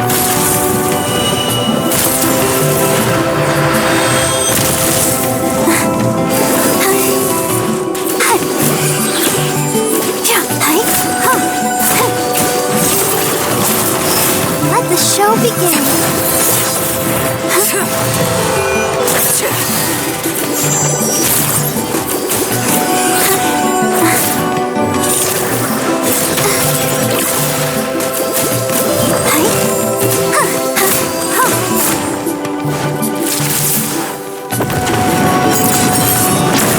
The sun and moon have set.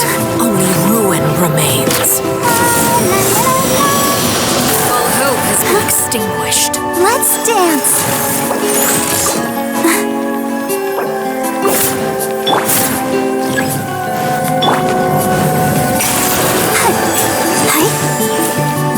Your punishment made manifest. Go, Barbara, go!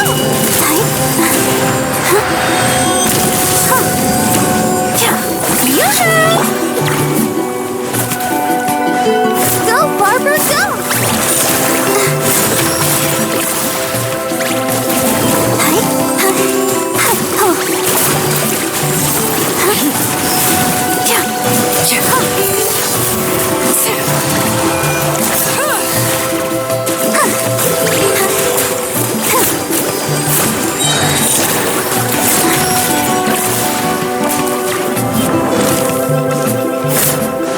I'll protect us. Shower new day! Go, Barbara, go!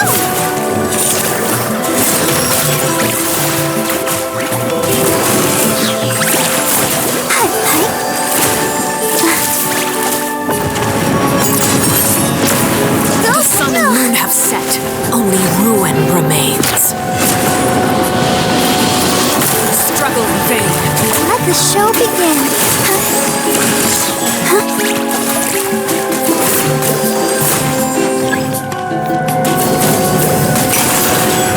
Let's see how strong your resolve truly is. Go, Barbara, go!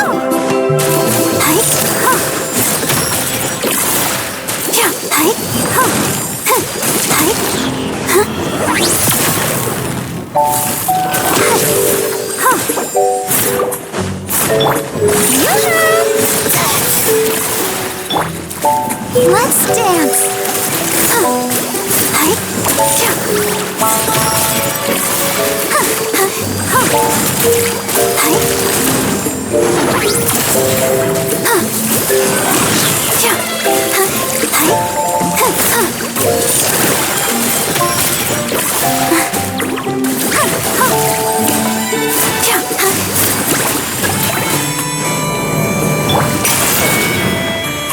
Showing you praise. Your punishment made manifest. Time to shine.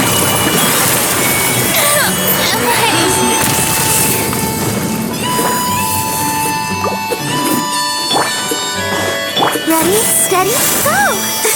I'll protect us.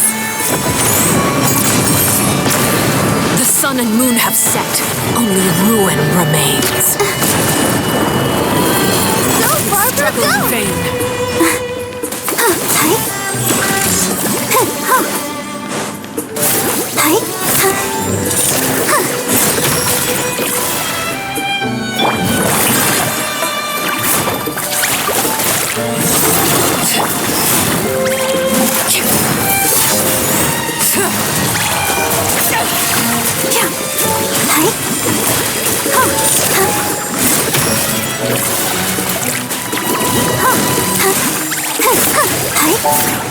Your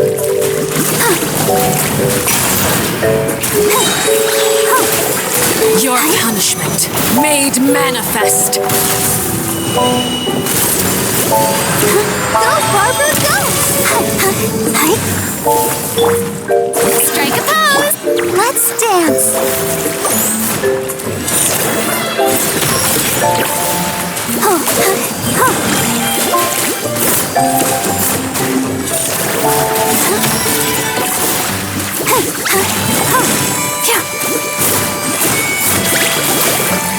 Go, Barbara, go! The sun and moon have set. Only ruin remains. You struggle in vain. Let the show begin.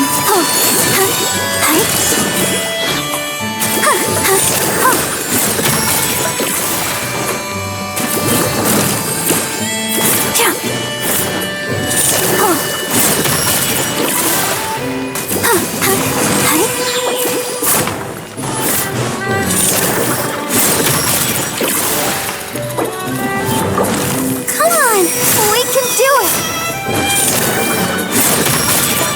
I'll protect us. Shower me with praise.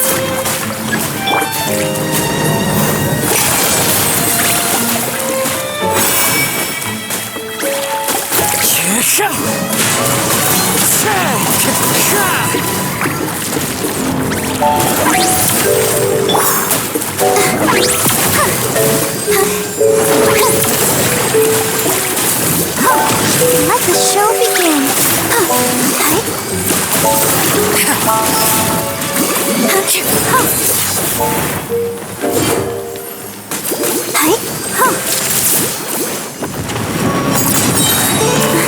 The sun and moon have set. Only ruin remains. Go, Barbara, go! Struggle in vain. I'll protect us. Go, Barbara, go! Your punishment made manifest.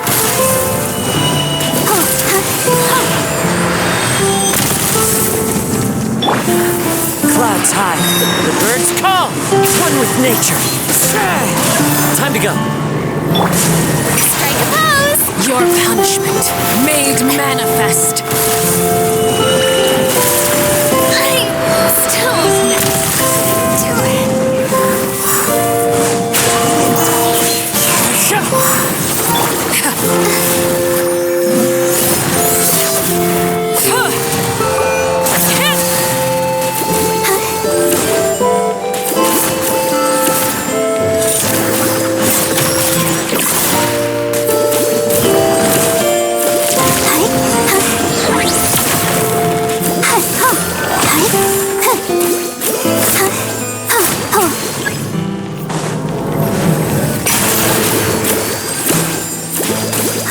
Your punishment made manifest.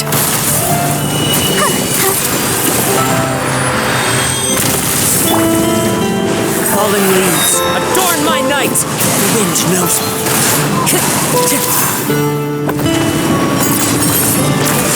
The sun and moon have set. Only ruin remains. You struggle in vain. Let's dance.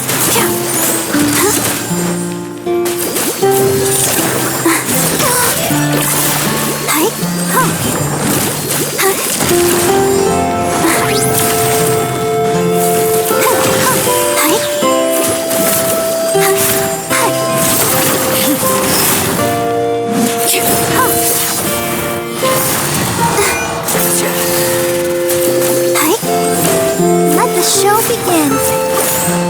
Ready, steady, go! Your punishment made manifest.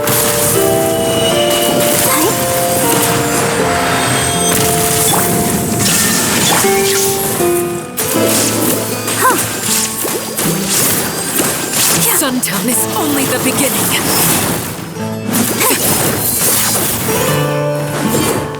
Let's dance.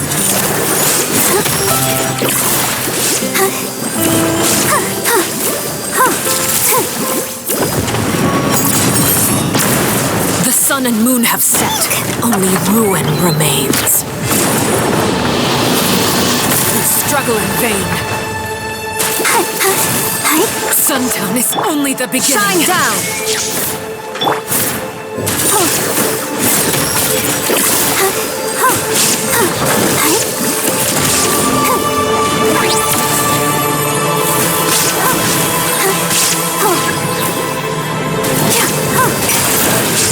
Let's see how strong your resolve truly is.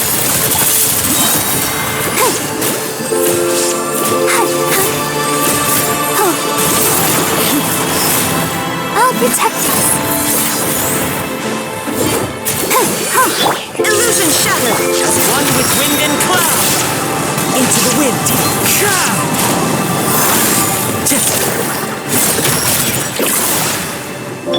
La la la la.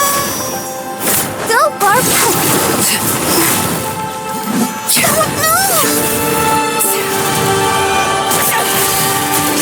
Let the show begin.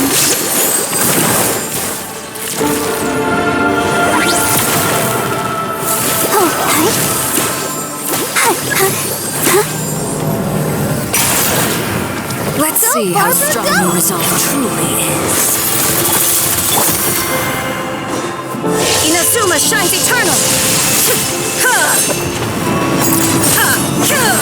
The sun and moon have set.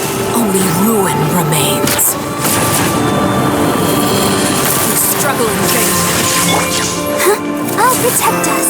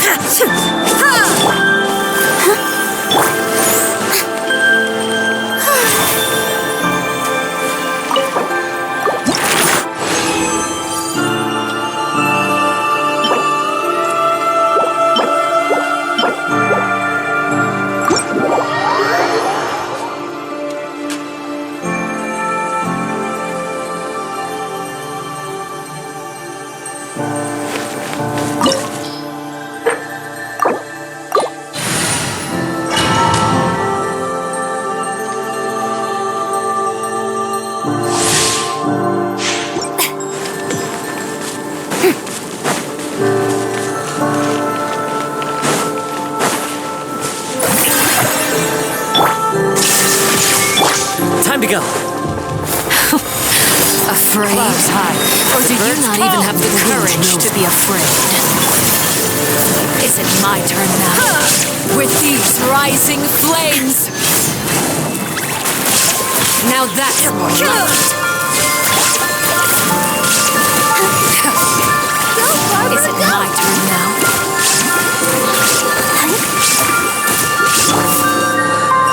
With the fall of darkness, destruction shall rise. Have a taste of purgatory. One with wind and cloud. One with nature.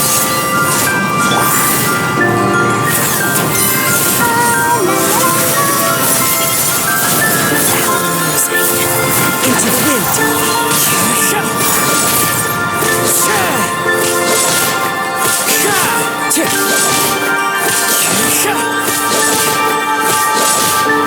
One with nature. Holy wings, adorn my night. Shower me with praise. Is it my turn now?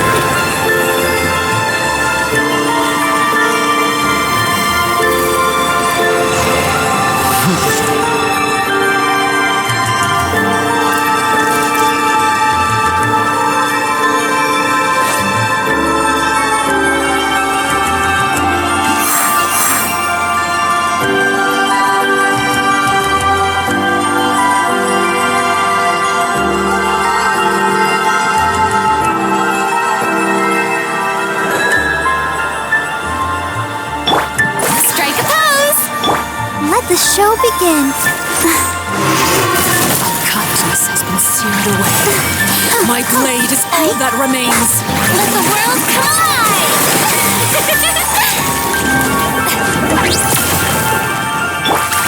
As one with wind and cloud. Into the wind. Your punishment made manifest.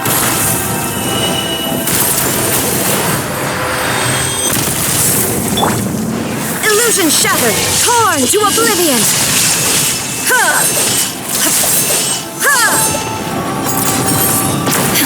The sun and moon have set. Only Shine ruin down. remains. Gotta All keep hope has trying. been Come on. extinguished. We can do it. I'll protect us.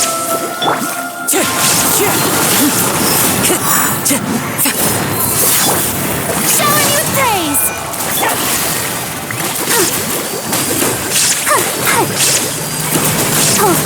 Clouds high.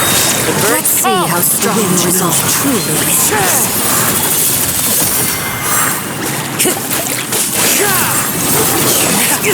Fine.